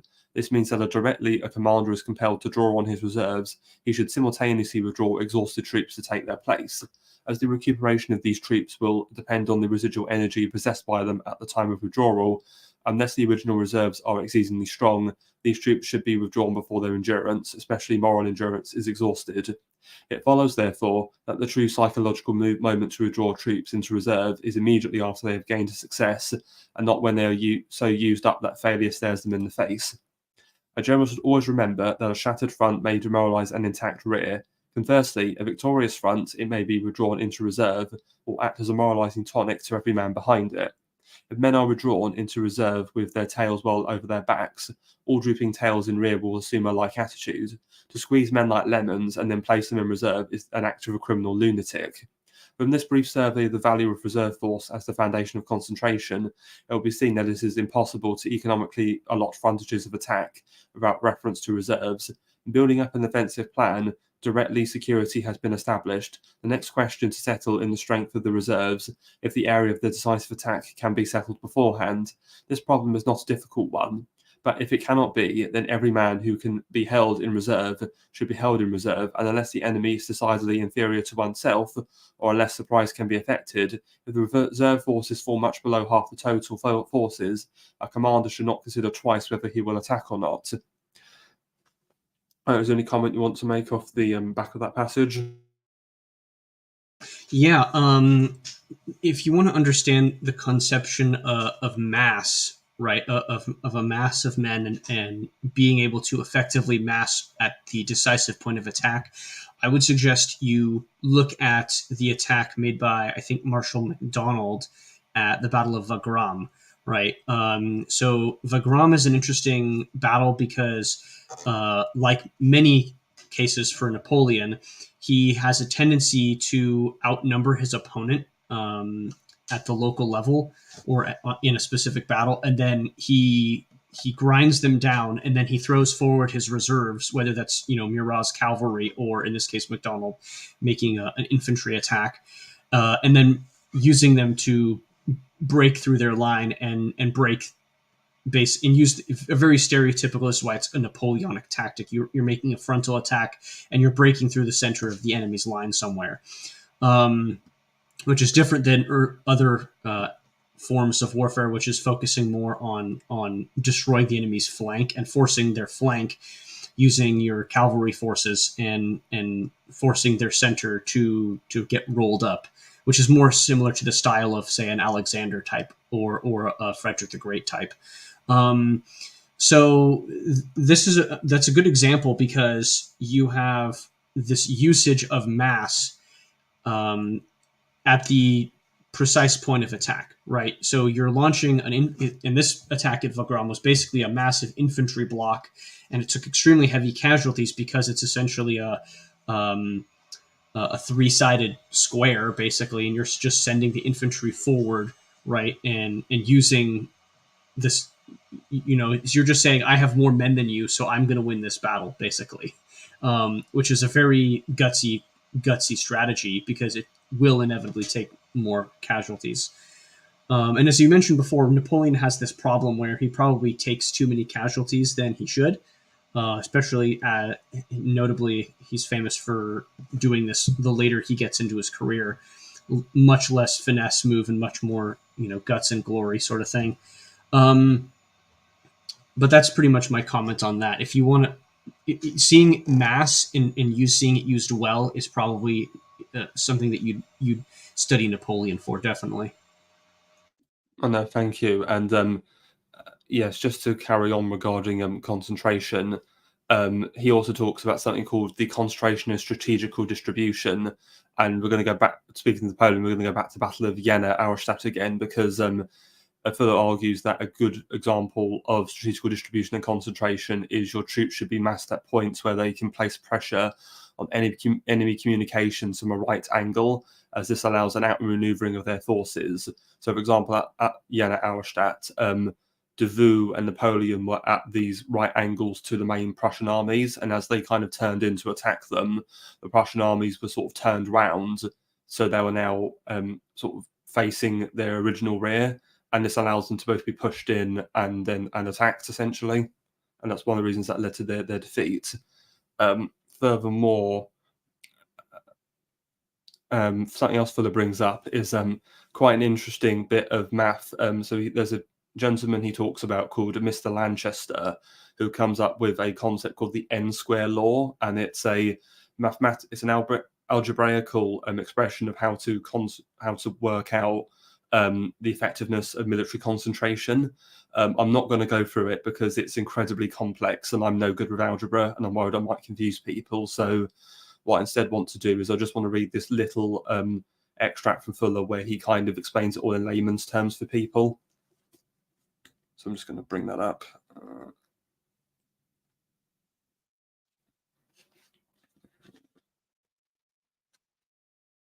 Right, okay. So the value of the n-square law. I've set down this long quotation with a purpose. Here is a noted scientist making use of mathematics to discover tactical truths. Mr. Lanchester fully realizes the weak points in his theory, so I must ask the reader, should he be inclined to criticize it before doing so, to read his book. To myself, the main interest of the n-square law is that it enables us to, in a certain extent, arrive at the size of concentrations, and that granted an equal moral concentration of force is mainly to be sought for an in-weapon improvement. For argument's sake, I'll accept the statement that 250 machine gunners possess the fighting power of 1,000 riflemen. How are we to proceed further? The answer is by thinking in terms of the remaining two physical elements of war, movement and protection. The machine gun can only be fired from a stationary position. Suppose now that it be mounted on a cross-country tractor, which will enable it to be moved and fired simultaneously, and that consequently its factor of efficiency is raised about 3 times, that is to say, from 16 to 49. Then the 250 men 3 times, that is to say, from 16 to 49. Then the 250 men will be reduced to 143. Again, I will suppose that by covering the tractor with bulletproof plate armor, the factor of efficiency is increased from 49 to 400. Then we shall find that 50 men equipped with tanks have an equivalent fighting power to 1,000 riflemen. I will now suppose that these 50 men represent the crews of 10 machines, each machine being equipped with 4 machine guns, and that these machines are ranged in battle against 1,000 riflemen. Turning to the war, we find that even with the crude British tanks then used, on April 24th, 1918, 7 Whippet machines, each holding 3 men and equipped with 3 machine guns, with these defeated 1,200 to 2,000 riflemen and infantry machine gunners. We must therefore modify our factor of efficiency. I'll assume that approximately half of the 21 men are sufficient. Then we obtain 1,000 over x equals 10. Therefore, x equals 100. Therefore, in place of 400, the factor of efficiency is 10,000. With the factor moving at 20 miles an hour, in place of 8, it should be possible to reduce the figure 10 to 5. Then we get a factor of efficiency of 40,000, which brings us up to the present-day possibilities. What have we done? By improving weapons, movement, and protection, we've enabled 5 men equipped with machine guns to equal the fighting power of 1,000 armed with the rifle. Will it be contended that an equivalent reduction in manpower could have been effected by some new process of moral training? No. The critic who bases everything on moral will not stick to his guns. He will, in place, abandon them in the face of the enemy and assert that the above is not a fair example, that rifles are not the only weapons the tank will need, and it will have to reckon with field guns, and that the Great War proved that a single field gun could knock out a whole company of tanks. It is therefore, after all, a weapon which is going to beat the tank another man's heart, that the man who uses this gun must have the inclination to fire it and possess some skill in its manipulation, goes without saying, and the higher his moral is, better will it be for the firer. Nevertheless, the fact remains true that it is weapons which do the work, and that it is the work which safeguards moral, which is always a doubtful quality, whilst the power of weapons is far from certain. In fact, he who possesses the superior weapon possesses the highest chance of victory. Mr. Lanchester's N-square law, which must be accepted as a most valuable idea possessed of a truth, we cannot slavishly follow it. My reason for having discussed it in detail is that, whilst formerly the application of the principle of concentration aimed at massing numbers of men, it should now aim at accentuating weapon power. I will therefore end the section with another quotation, also big with truth.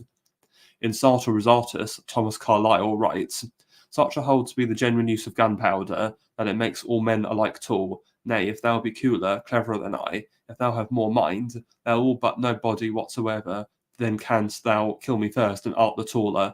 Hereby at last is the Goliath powerless, and the David restless. Savage animalism is nothing, inventive spiritualism is all. Thus mind triumphs over matter, and the body is its tool." Any comment you want to make off the bat of that segment? That's an interesting segment with several ideas. I think the first one to discuss is this sort of almost, butcher's arithmetic or devil's arithmetic that Fuller's expounding upon here, where if you have a certain military asset, it's worth a certain amount of basic riflemen. That's an interesting formulation, and I'm not sure it's entirely without merit. And of course, he says as much as you mentioned. I think that there's a reason why you see in every single rifle squad, you will see some kind of automatic weapon. You'll see like a squad automatic weapon. For example, in the American case, you'll always, which is basically a machine gun. You'll always see grenade launchers. You'll always have some guy with an anti-armor weapon at some point. And then, of course, you'll have company-level assets for heavier machine guns and mortars and things like that. There's a reason why you have these weapons contained in these units, which is so it's to reduce the possibility that this unit is absolutely defenseless, basically, against a certain military asset, right? You don't want your infantry to be totally defenseless against one single enemy tank and have to expend 250 guys just to take out one armored vehicle, right? That's ridiculous. No one is going to be willing to take that casualty ratio. So, yeah, you can see that in terms of organization and weapons distribution among every army and every force, you've really got the very specific reasons why every single squad is going to have these, individual weapons. And really, there's a reason why the Germans, why their infantry in World War II was based ultimately around the MG34 or MG42, right? If you have very slow-firing bolt-action rifles, your infantry are the maneuver element within the squad itself, and your machine gun is the fire support base that gives cover to the infantry in terms of their own tactical doctrine, right? So that's very interesting indeed from a mathematic perspective. Thank you for your comments on that. And so that's concentration. So let's move on to surprise. So Fuller defines this as the ability to control the enemy's will and their determination to exert pressure and resistance. And the element surprise, as with all principles, is core to achieving the economy of force. So he says there are three means of surprise. There is mental surprise, which is through direction, moral surprise through determination, and physical surprise through mobility. which are also achieved through superior generalship, superior morale, and superior weapons. He then also distinguishes between what he calls tactical and strategic surprise.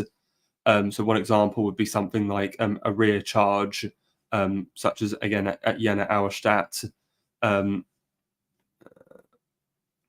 Another example would have been, for example, we mentioned Cannae earlier. So again, this huge Roman army is being sort of pinned in place by the smaller Carthaginian infantry force, but then once the Carthaginian cavalry have swept the Roman cavalry off the field, they just come in for the rear charge, and it's an absolute slaughter from this double envelopment. So yes, I actually think a better example, which gives an example of both, what maybe not strategic surprise, but definitely operational surprise and tactical surprise, is probably the Battle of Trebia, which is also, another Roman versus Carthaginian battle where the Carthaginians essentially surprise the Romans on near a body of water, and essentially the Romans have their backs at the body of water, and the Carthaginians basically, it's a normal battle line. There's nothing special about it in terms of really maneuver, but it's all strategic and operational level shenanigans, right? You have this little tactical or strategic maneuver where the Romans are getting attacked by Carthaginian light cavalry, and so they go, the Carthaginians are over there, and so they march across the river over this body of water, and the Carthaginians basically ambush them, right? So these are very clear examples, and understanding surprise is not difficult. Achieving it is the difficult part. Thank you. And speaking of Hannibal, another battle is the Battle of Lake Trasimene later on. The same thing, he surprises a Roman army because the army is, I think, marching by a lake Trasimene, and Hannibal's force ambushes them out of the forest and wins a crushing victory. And also, I would be remiss to not mention the Battle of Teutoburg Forest, famously in 9 AD, when Varus's legions are slaughtered in the German forests by Arminius's treachery, and a very famous case of surprise. And funny enough, if I think about it, of the few defeats Roma suffered, they all seem to involve surprise in some way. So I guess it just shows surprise goes a long way to achieving military success. So yes, there's also an exception to that rule too, especially I think it's when Julius Caesar's talking about his campaigns in Gaul. Famously, the Celts, and this is true of Celts pretty much throughout history, regardless of whether you're talking about against Caesar and the Romans, or if you're talking about Highland charges, right? Whereas there's this idea of, okay, you make one singular infantry charge basically, and you need the not just the mass and the offensive movement, but also the surprise of being charged, right? You see a lot of this happen in the pike and shot era, where especially with the Marquis of Montrose uses surprise to great effect in similar fashion with Highland charges and that sort of thing. But the exception to that rule seems to be against the Celts for the Romans, and Caesar basically mentions, like, if you can survive the initial attack against the Celts, then basically you've won the battle, right? So unlike against the Carthaginians, who seem to have a bit more sustaining power in their attacks and much more deliberation, the Celts are a little bit less so, I would say. Yes, especially if you think of something like the Battle of Watling Street, where Boudicca tries to use hordes of these Celtic barbarians to overwhelm Suetonius Paulus's much smaller force, but again he manages to lure this large Celtic army into a narrow area where his much superior quality Roman army is able to just sort of grind them down, essentially. So poor use of concentration there by Boudicca. But yeah, going back to surprise, some other examples I want to talk about with strategic surprise is during the Second World War, some of the Allied deception campaigns against the Axis that were quite successful, such as Operation Mincemeat and Operation Fortitude. So Operation Mincemeat was the plan to trick the Axis as to where about Operation Husky. So basically, there was a dead corpse that was found in the Mediterranean that contained all of these fake battle plans that indicated the Allies were going to launch an occupation of Axis-occupied Greece, when instead they were planning Operation Husky to invade Sicily from Tunisia. Another example is Operation Fortitude, which was a plan to try and protect D-Day. And so this involved trying to make the Germans think that the Allies were going to attack the area around Calais, as that was the narrowest point in the English Channel. So it would logically seem like the most easiest point to attack. And on the ways the British did this is they had this German general in captivity, and he was being driven to like a new detention center.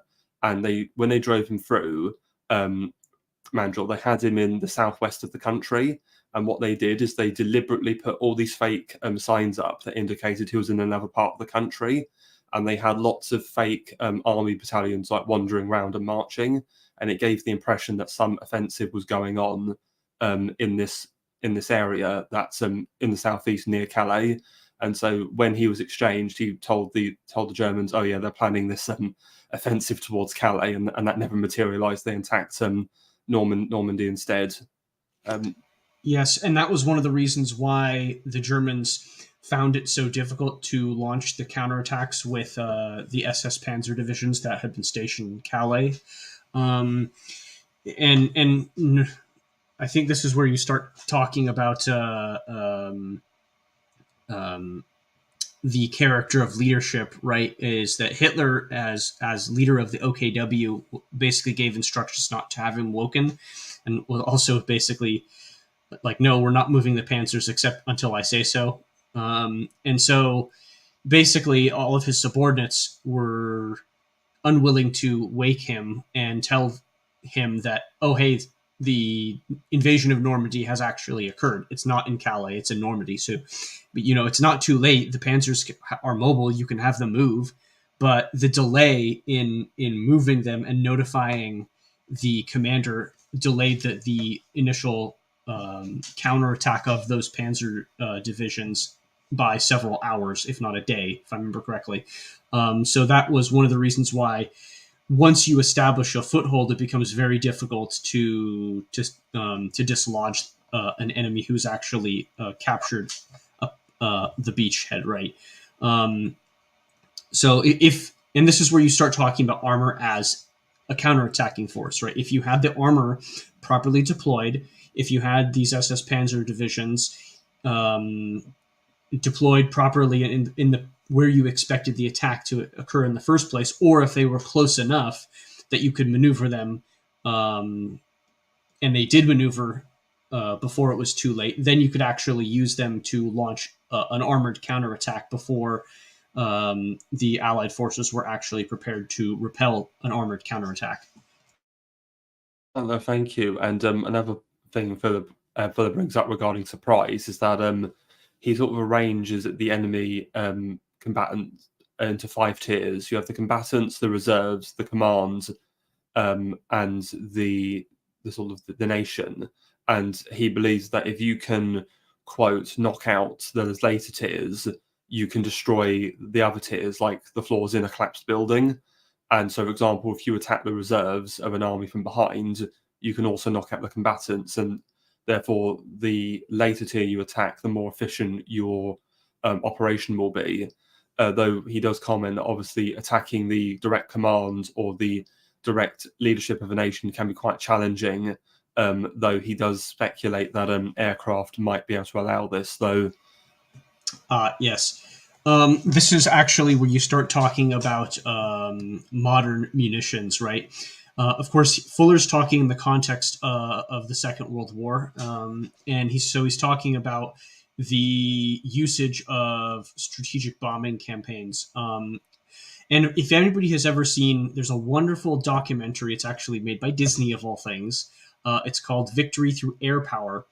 And it's a wonderful propaganda movie. I think it's about an hour, maybe an hour and a half long, which explains how you could use air power, theoretically, aircraft, to attack the interior lines of supply of an enemy army, which is basically what Fuller's mentioning here when he's saying, okay, you're attacking the support tiers, the reserve echelon, the logistical and communications networks. That's basically what long-range strategic campaign bombing was intended to do. You're destroying the enemy's capability to produce new weapons. So you're destroying their ability to fight before they even make the weapons itself, right? We have also seen this in a modern example in Ukraine, right? The Russians have most notably used precision-guided long-range and standoff munitions to attack the interior lines of supply, and the ammunition dumps blowing up are a famous piece of war footage from the Ukraine war at this point, with very good reason, because it becomes very easy to use long-range guided surface-to-surface missiles or long-range cruise and ballistic missiles to destroy ammunition dumps and to destroy in Ukraine the electrical network of Ukraine itself. So you're attacking the critical infrastructure of Ukraine. You're preventing electricity. And how do you make things in a factory if you can't turn the lights on? How do you send emails and communications and radios if you don't have power? So these sorts of things are absolutely critical, right? And of course, if you can't use a cruise missile, a guided cruise missile, which are very accurate, by the way, they're accurate to the tens of feet in a modern precision guided context. So you can theoretically use a missile like an Iskander or a Tomahawk land attack missile to be launched at the headquarters building of a certain figure if you know where they're at. And of course Russia has absolutely done that. They've attacked headquarters buildings. But even if you don't kill the commander of a specific unit, you can still knock out his computer, knock out his radios. You can, as the Russians have done, you can attack the power infrastructure, so you can't communicate because you have no electricity. So yes, the way and really what this is doing is, even if you can't kill or knock this asset out, you can make it very, very inconvenient to issue orders, right?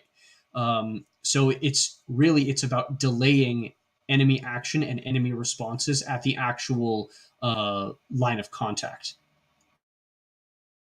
No, thank you. And sort of talking about air power again, I'm just thinking of the invasion of Iraq in 2003 and the complete carpet bombing of the country before the ground forces went in. And would it be fair to say that that carpet bombing is almost what Fuller's sort of referring to here, this absolute destruction of the ability to manage and command the forces?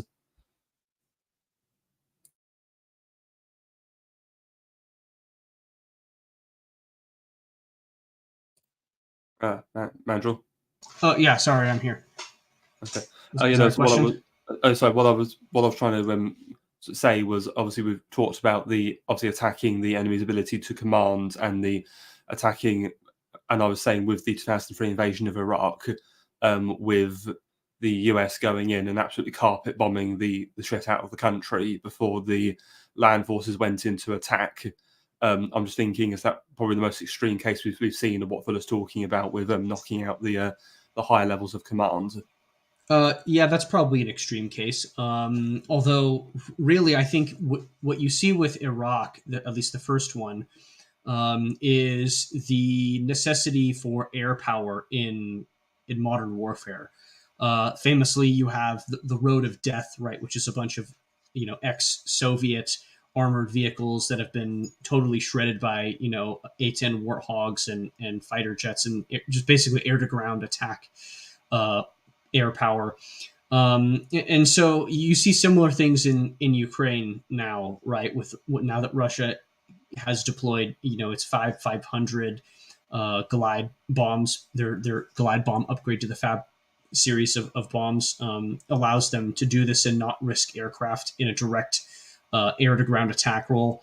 So you're achieving a similar result for, which is the inability of armor to advance if you don't have either air cover using your own aircraft, or if you don't have any sort of air defenses at all. And I mean, logistically, what this means is if you have control of a country, right? You that country cannot produce weaponry. Any weapon it does produces that is on its way to the front is going to be subject to attack from the point that it is produced up to the point where you begin concentration of mass, right? Which is why you see all of these, ammunition depots getting blown up.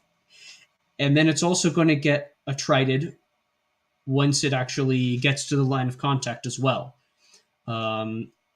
So really, it just means every single point from start to finish is under enemy fire control. Basically, is that this asset is being attrited from the moment that it is even before the moment that it's being produced, and you have to think about logistics in that way. Oh, no, thank you for that. And right, I think that's enough on the price. So now to move on to offensive action. So Fuller sort of feels that this is a very misunderstood principle, as the goal is not to cause destruction, but to establish a condition which will permit a policy taking effect. The destruction of what he calls the physical, moral, and mental power of the enemy.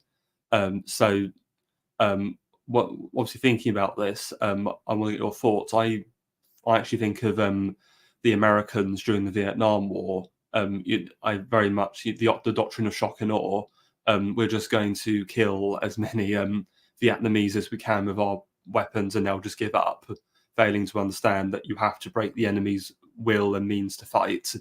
And the North just kept sending their droves of men, and they didn't give up, and and eventually they outlived the America's will to carry on that conflict.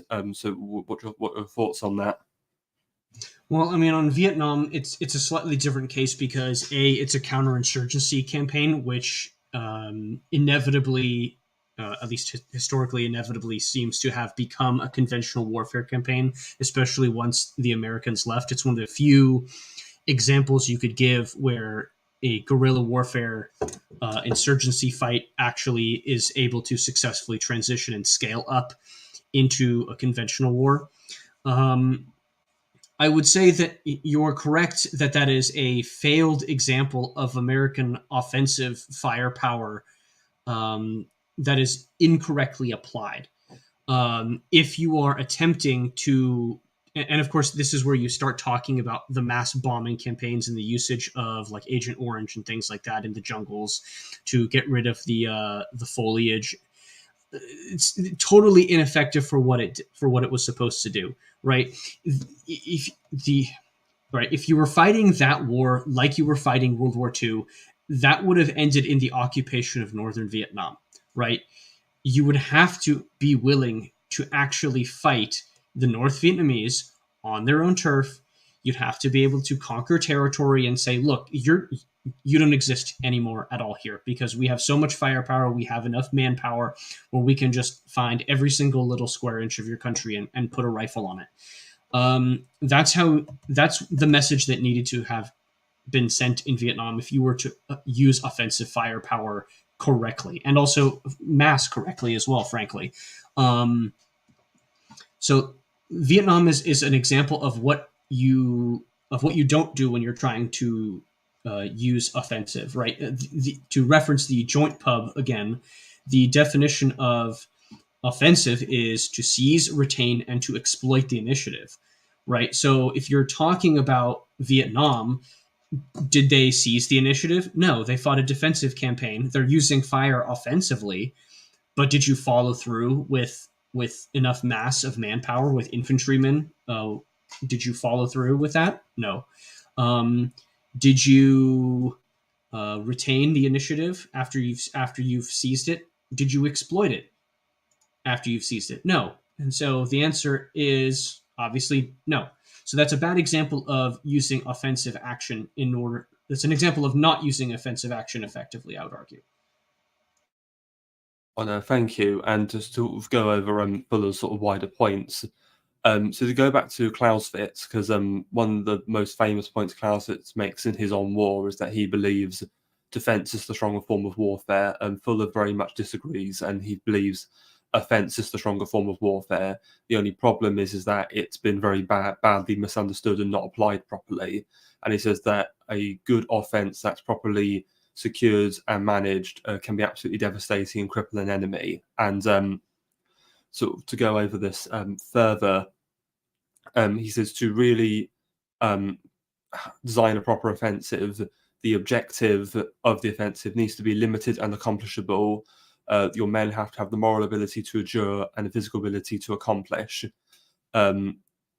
Furthermore, he also breaks this down into strategic offensives and tactical offensives. Strategic offensives are based on secured movement, and they are to draw your enemy into a tactically profitable action. And simply attacking doesn't gain initiative, but successful maneuvering does. And keeping reserves can also help with maintaining initiative and can be deployed when required. And for a tactical offensive, this is based on secure offensive power, but this can then be broken down into offensives governed by liberty of movement and by restriction of movement. Liberty of movement can then be divided into direct attacks with the goal of defeating the enemy in battle and delaying attacks to keep any forces occupied and engaged, along with what he calls restrictive offensives, which are to frustrate the enemy's ability to maneuver. And then what he goes into what he calls an unlimited offensive, which is just throwing everything you have at your enemy is wasteful, and that a small chain of blows will bring about victory. And he also comments with dealing with enemy reserves are critical. Ideally, they should be massed in a given area and then disintegrated by the rest of the enemy. And again, bringing up Battle of Cannae, the Roman, because normally with the triplex asses, that classic Roman formation, you have the Hastati in the front, the Principes in the middle, and the Triarii in the rear. The Triarii are the most veteran Roman troops, and they are deliberately kept in reserve for that very reason. At Cannae, the whole Roman formation is just blobbed up into this big blob essentially, and then it's pinned in place by the infantry. Then the cavalry come in and mass slaughter it from behind. Yeah, I would argue that Cannae also, if you're talking about offensive, this is where you start seeing examples of these principles. If you apply them together, actually they do go together, and you start seeing them applied together, right? So the Roman failure at Cannae is you have the triplex aces, right? So you have the first two lines of troops which engage the enemy, and then you have the third line, which is your best and most experienced troops, your best of the best. And really, if the Romans were smarter, they would have been much more willing, knowing that their first two lines would hold, and either sending some, not all, of the triarii, or I think that's what they're called, the triarii, because they're the third line, the triplex aces. So you send those forward, and you're actually using those against the Carthaginian cavalry on the flanks and preventing your own troops from being flanked. Right, that's how you use that effectively, and then of course you hold some of them back as a reserve in case the Carthaginians break through your center. So you don't send your entire reserve forward all at once, you send some of them. The only reason you send a reserve forward all at once is when you absolutely need to. And there's a reason and a time for doing that. But obviously Cannae was not the time to do that, right? You want to hold back some of your forces, at least some of them, and make sure that the Carthaginians can't outflank you. So that's how the Romans could and should have won Cannae. And also, because obviously their army was much bigger than the Carthaginians, so even with their first two lines, if they'd spread them out, they could have outflanked the Carthaginian infantry and just used their reserves to try and ward off the flanking cavalry. Indeed. Right, and right.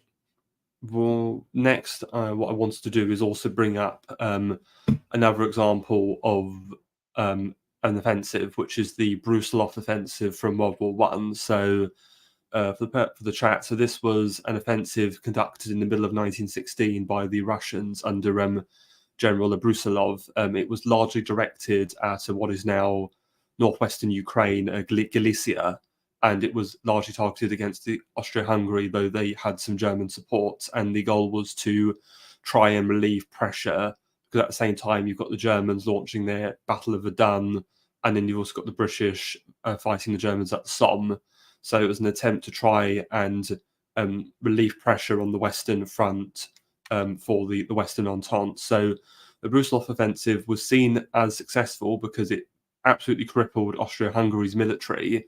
However, it came at a terrible cost because it led to the 750 to nearly 1 billion casualties on the Russian side. And though the Russians have a lot of men and manpower, those losses were obviously, I still think, were so significant that they had long-term effects on the capabilities of the Russian army and would lead to the collapse of the Russian army and the troubles of 1917, where you have the February Revolution and then the October Revolution. Any comment you want to make on the Brusilov offensive at all, or? No, I'm actually not. I'm not too familiar with the Brusilov offensive, so I'm sure your take there is probably correct. Well, thank you. And but again, as we're talking about World War One, I've mentioned Verdun and the Somme there, and again, because Fuller had a lot of experience with World War One, he's very critical of the whole way that war was conducted, where you're just having these masses of men being thrown into these grand attritional battles where everything is just a stalemate. There's no attempt, and because we were just talking about surprise, he actually says he feels in World War One there was no attempt to try and gain any kind of initiative or surprise on your opponent to get an overwhelming victory. They were all just attempted to just mass as many men as they could into the meat grinder and hope that the body count would be enough to see through to victory. Yeah, and obviously that was not the case at all. I mean, this is an interesting hypothetical: is what could the commanders of the time have done given the technology base that they actually had? This is the days pre-radio, so you have telegraph, you have courier, message courier, and you can speed that up with horseback, but you're talking about such a gigantic frontage, right? The days of Napoleon are 100 years gone at this point, where you have an army of several 100,000 men, maybe, but they're all on the same battlefield, right? And given the advances in machine guns and firepower and artillery and barbed wire, of course, which are the famous weapons of World War One, how do you actually achieve surprise?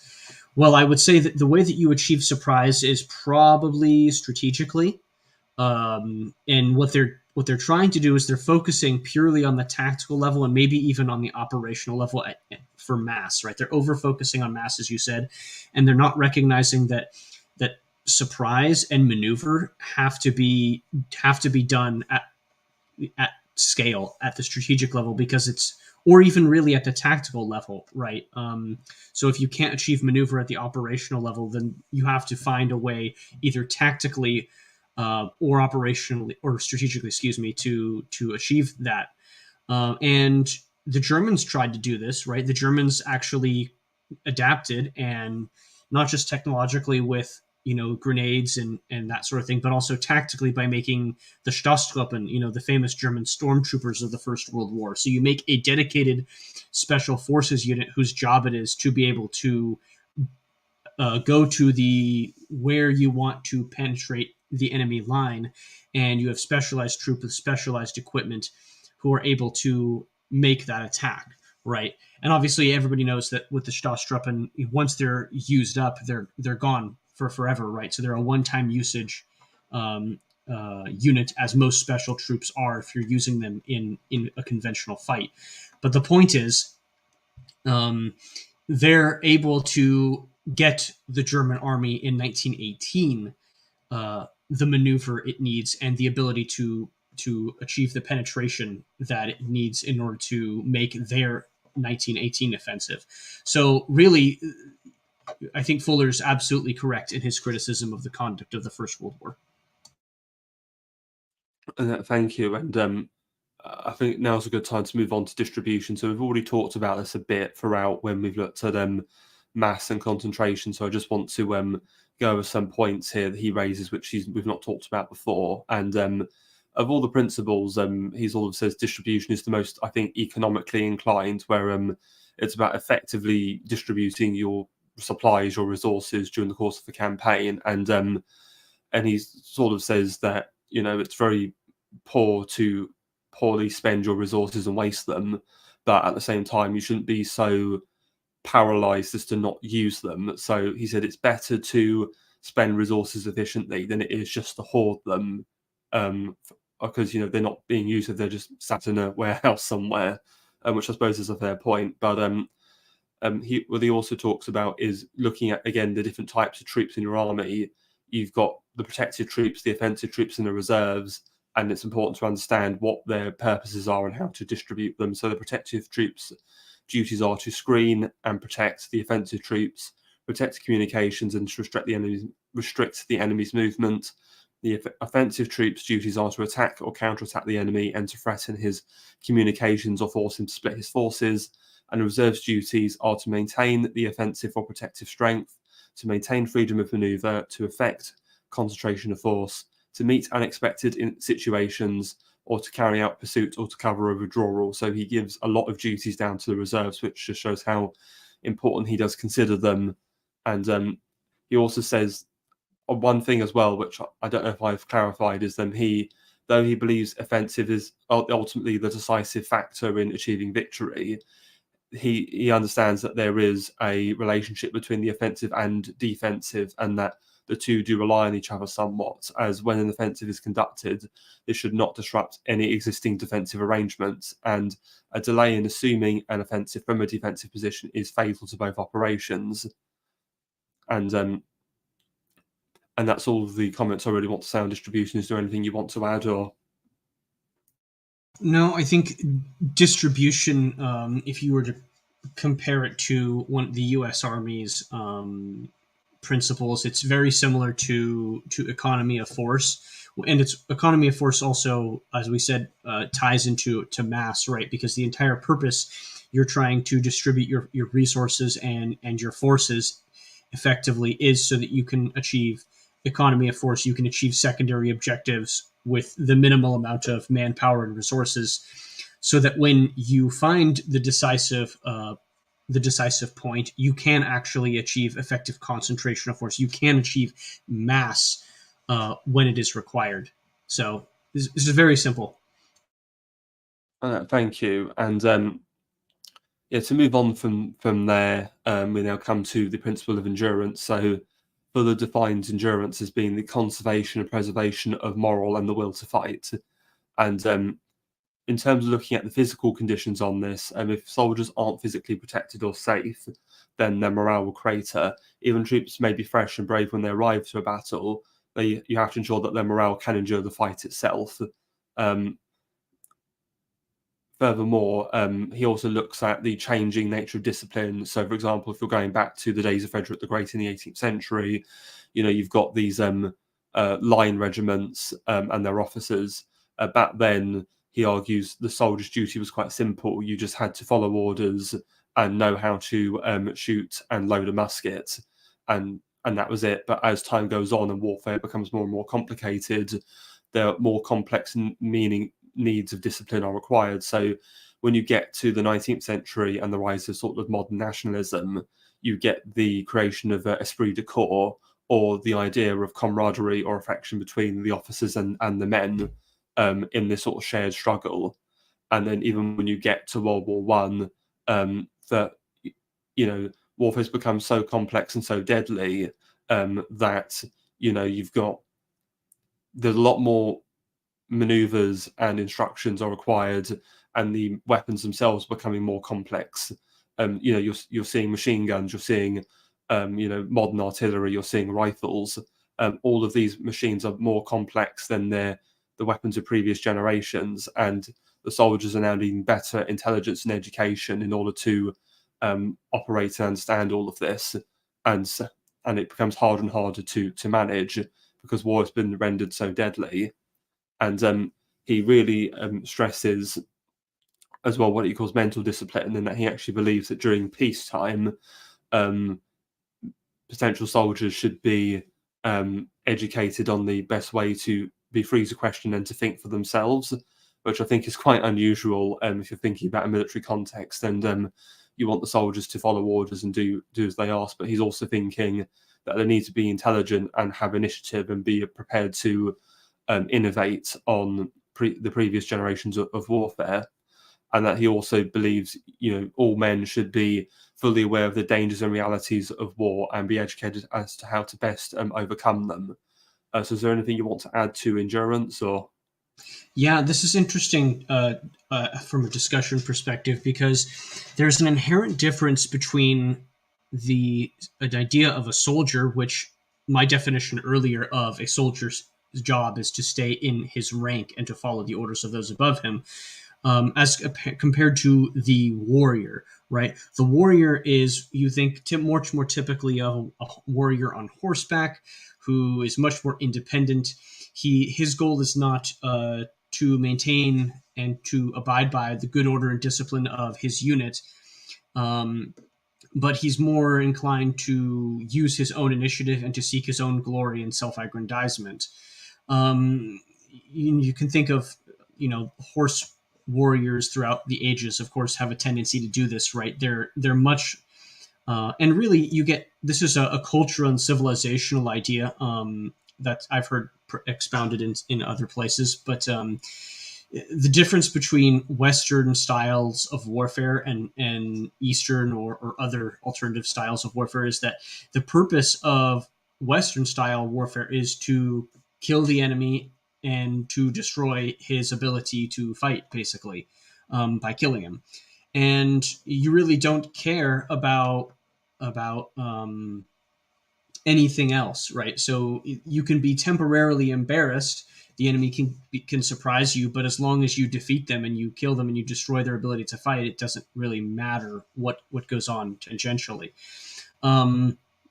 Whereas the Eastern way of war is much more suited towards this sort of modern style of conflict, where it's much more about morale, and it's much more about, especially in terms of using offensive firepower and offensive action and really taking the fight to the enemy, right? And you see this with terrorist actions and bombings and that sort of thing, which is basically where this mentality is. It's, I reached out, I touched you, I can hurt you and you can't hurt me back, basically. And that's one of the differences, and why that you'll see that is much more common in cultures which have a much more warrior-centric mode of war, which is much more inclined, as the condition of victory, not to kill one's enemy, but to humiliate him, really, and to achieve personal glory through one's own military actions. So ironically, these are two diametrically opposed methods of war, and I think that the conversation about endurance and morale and the purpose of morale is an interesting one, because these comparisons are necessary to understand why morale is important. And yeah. No, thank you. And this makes me think, because at the moment I'm actually reading John Bagot-Glubb's The Great Arab Conquests, which is his book on the early history of Islam and Muhammad and their sort of conquests of the Persian Empire and also vast waves of the Byzantine Empire. And one thing that's quite clear is the absolute, shall I say, fanatical determination of the early Muslims in fighting their enemies, and also this idea of using harassment and touching your opponent without being struck back, because they're used to fighting in the desert. They use their camels to kind of retreat into the desert and then come out and raid their enemies where they can, because the Byzantines, for example, were much more Western. Like they fought in these organized regiments, and they were more. And so, for example, they would often try to use the terrain to their advantage, but when they were out in the open, the Arabs absolutely had the upper hand when attacking them. And so I now want to move on to the final one, which is security. So this essentially is just the physically keeping the army and soldiers intact and safe so they can actually do their jobs. So Fuller says that all soldiers fear harm and death, and this is natural. But anybody who would throw his life away is reckless and does a disservice, because if you're dead, you can't fulfill any military objectives. So therefore, all men need adequate protection and security to do their job. And then he breaks this down into many different areas. So you've got national security, which is a nation should have secure natural frontiers to prevent invasion and attack.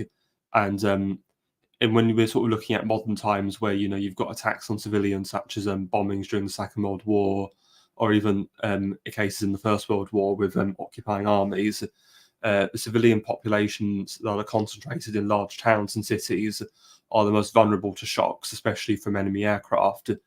And any attacks in the interior, communication should be shut off and reassurance should be given to these people. We then look at economic security, which is resources and trade must be protected from attack, and they must be spent wisely. And a good example of this and the vulnerability of trade and resources is obviously when the German boats were harassing Allied ships and trade that was coming in from elsewhere. We then come to military security, which is the foundation of success is strength, and offensive action is based on defensive power. Each action in war impacts the next action, and security must be constantly maintained lest it be disruptive. And battles are often won by superiority of nerve than the superiority of numbers. And then he also breaks this down into strategical security and tactical security. So strategical security is the soundness of a plan of action, the logistical distribution of troops, and the maintenance of a correct location for the reserves, and protection of lines of communication. Tactical security is to take advantage of an enemy's vulnerability or to guard against your own vulnerability. And they're the means of staying secure to remain hidden from an enemy, or to ensure the enemy remains not so hidden from you. And also to be mobile or to render an enemy immobile. And also he sees security as the prime counter to countering the principle of surprise. Because if you can stop yourself from being surprised, that will go a long way to ensuring you're not completely defeated. So any final comments you want to make on security? Or Yes, actually, I think the primary example of tactical security that you could ever give is probably the Roman army, especially when it's in its more imperial phase, right? Especially under Caesar in Gaul, where the Romans are very famous for every day they'll march a certain distance and then they'll spend the rest of the day constructing a basic palisade fort and postings. If you ever hear about the Roman army's discipline, it is an incredible offense to fall asleep on sentry duty. If I remember correctly, I think it's punishable by death. But this just tells you why security is one of those principles of war, which the Romans focus very heavily on. They almost never allow themselves to be surprised, which is why the victories of, say, an Arminius or others, like say the Gauls in Iberia, or even say against Hannibal himself or the Carthaginians, it's very out of character for the Romans, and the Romans seem to very much the later in history that you go, they learn from this, and they never allow themselves to be attacked in camp, right? Never, ever. So from a security perspective, at least on the tactical level, and setting up camp at the end of the day is and having your sentries there is incredible and very important for ensuring that you don't get surprised at all. If you want an example of a comparative lack of security,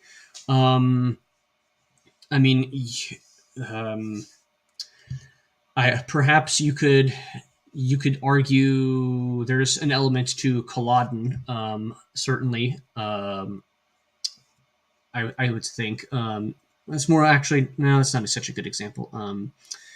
I was thinking more of the famous wall at the Battle of Culloden, which wasn't torn down and was allowed to be utilized as a way to flank the the Jacobite advance there, which, I mean, that's technically an example of a lack of security, I guess. But yeah, if you're talking about like operational security, an example would be, everything from not having your military codes be broken, right? I think that's probably from a World War II perspective. That's one of the best examples you could give of a lack of security comparatively. If your enemy knows what you're going to do, when you're going to do it, where you're going to be, how you're going to achieve it, what forces you're allocating to your effort, I mean, that's a complete lack of security, right? Your enemy has total information on your forces. So, I mean, that's an example of not having security. Yes, the woeful quality of the German Abwehr is certainly was a disservice to the Axis. Absolutely. Yeah, and even with the Japanese too. Like I wrote an article about Midway on the OGC Substack a few months back, and the Japanese in Midway really are operating under tactical assumptions that really aren't true, because by this point in the war, the Americans have broken the Japanese code. So they understand that the Japanese true target is Midway. And so the Japanese really are attempting to operate in a fashion which is trying to use the fog of war and using surprise against the Americans, when I would argue that Midway is an example of what happens if you're attempting to be almost too clever, right? It's an example of lack of security, right? Because the Japanese had their codes broken, and their plan was basically leaked from the very beginning. But given that, I mean, they didn't know it, but the Japanese should have understood, given the forces and the force distribution after Pearl Harbor, after Coral Sea, etc., and the attritional losses that the Americans had taken. Really, the Japanese could have easily won Midway by just concentrating their forces and just saying, "Nope, I'm bigger than you, I'm tougher than you, I'm stronger than you. I'm going to take this island. And even if you send all of your forces, Americans, we have enough ships that we can defeat you in high combat on the high seas." And that's basically how if I was the Japanese, I would have taken Midway. But that's just me speaking hypothetically. Interesting idea of counterfactual history there. But no, thank you for that. Well, that's all of the principles really. Is there any final comment you want to make in the broad spectrum of the principles or warfare at all? Or I think we've been pretty comprehensive. Like I've said before, once you understand these definitions of principles, you can start applying them. And like I mentioned before, if you want to understand the margin of victory versus the margin of defeat, the more of these principles that your force retains, as compared to the fewer of these principles that the enemy force retains, the greater your margin of victory over the enemy will be. The closer that margin is, the more marginal that your victory will be, or the more that you'll have to rely on things like mass and just overwhelming through sheer numbers. So basically, what you want is you want the ability to use maneuver, you want unity of command, you want all of these things, and you need to retain all of this. I think that these principles can also be applied in terms of fifth generational warfare. And I was very happy to get invited on this stream because I want to emphasize that to the audience that's listening. You can apply these principles to really any sort of conflict scenario, right? And whether you're going to be successful is going to depend on whether you have these principles in your corner. So, and that applies in fifth generation warfare as well, which of course I'm sure your audience is aware that we're in a fifth generational warfare at in current year. So you need to be aware of these principles and understand how we can best apply them. Thank you. And I just want to address a comment, another one from Nami El Kazan. I think Market Garden is a good example of a lack of security since the Germans captured early on the battle plan of the British in the destroyed glider. Fair point, though. I think that was kind of a chance. I think a more interesting critique of Market Garden would be going back to the offensive, it's as is in the name of the film, on Market Garden. I think they went a bridge too far with that one. Again, you've got to keep a reasonable objective in mind, and again, I think they did go a bridge too far with that. Mm-hmm. Yeah, I think the Market Garden specifically is where you start that's an example of failure to use economy of force, right? So you have these main objectives, but it would have been better if you had massed and taken one bridge and then did the same thing again for the second bridge, and then did the same thing again for the third bridge, and just said, okay, every single bridge that you hold, I can drop paratroopers behind you and force you and take this bridge from behind, basically. And if you had done that, maybe that would have been a slower strategy, but it would have consistently worked, which is the point. You want something that's going to consistently work, and a simple plan is always better than a complex one, which is really that I blame Monty for that one, but I'm an American, so there you have it. I think if you want another example of failure to use the compromise of enemy security, is probably McClellan at Antietam, right? Famously, McClellan found or was given the cigar casing. It was a battle plan wrapped in a cigar casing that was in the Battle of Antietam. And so he had Lee's battle plan to begin with for the start of Antietam. And of course, he didn't take advantage of was it Antietam? I think it was Antietam. But he failed to take advantage of that situation, and he failed to effectively. He maneuvered well, but his mass and his attacks were ill-timed, and so his mass, right. Lee always was able at Antietam to maneuver his forces with using a shorter frontage to be able to make sure that his forces could reinforce any attack that McClellan had against any attack that McClellan had made. McClellan's attacks during the day on the Battle of Antietam were basically piecemeal. So you have one attack coming from the north towards Dunker Church, and then you have a second attack, and then you have a third attack, and then you have one final attack towards the end of the day, basically. And Lee really got saved because one of his subordinates came in towards the end of the day with an extra corps, and even it's interesting because McClellan even. It shouldn't. If that had not happened, he probably would have won the Battle of Antietam, as haphazard as it was. But the point is he didn't mass his troops effectively for an attack and ensure that he had superiority of numbers when he was making his attacks. Because the attacks were piecemealed, they could be defeated in detail. So realistically, McClellan absolutely should have crushed Lee at Antietam, regardless of whether AP Hill showed up at the last second or not. So, thank you for that assessment. I'm not that familiar with Antietam, but I have heard of the story of Lee's lost orders, of these orders that went missing. Well, that was the end of the stream, I think. So we've very exhaustively gone through all of these principles and discussed their importance in the modern age. So thank you for coming on, Mandrill. Is there anything you would like to shield before we finish? Sure. Of course, you can find me in my usual places. I'm on Twitter. I'm on YouTube. I do stuff for the Old Glory Club on both their YouTube account, which has their Pony Express show every Thursday. I make occasional appearances on that. And of course, I write articles for the OGC Substack as well, in addition to my own Substack and my own YouTube.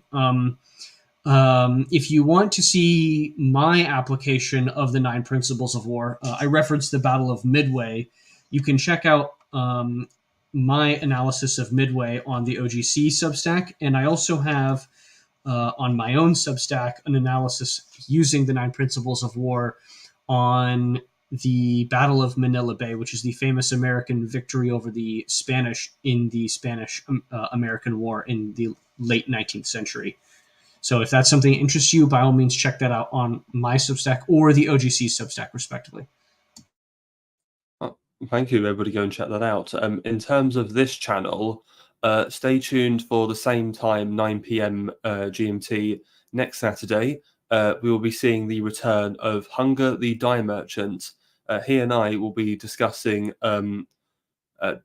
post-colonialism and Orientalism, and we'll be looking at Edward Said's 1978 book Orientalism, and we will be thoroughly deconstructing and ripping that work apart. So stay tuned for that. It should be a fun one. Thank you all for watching, and good night.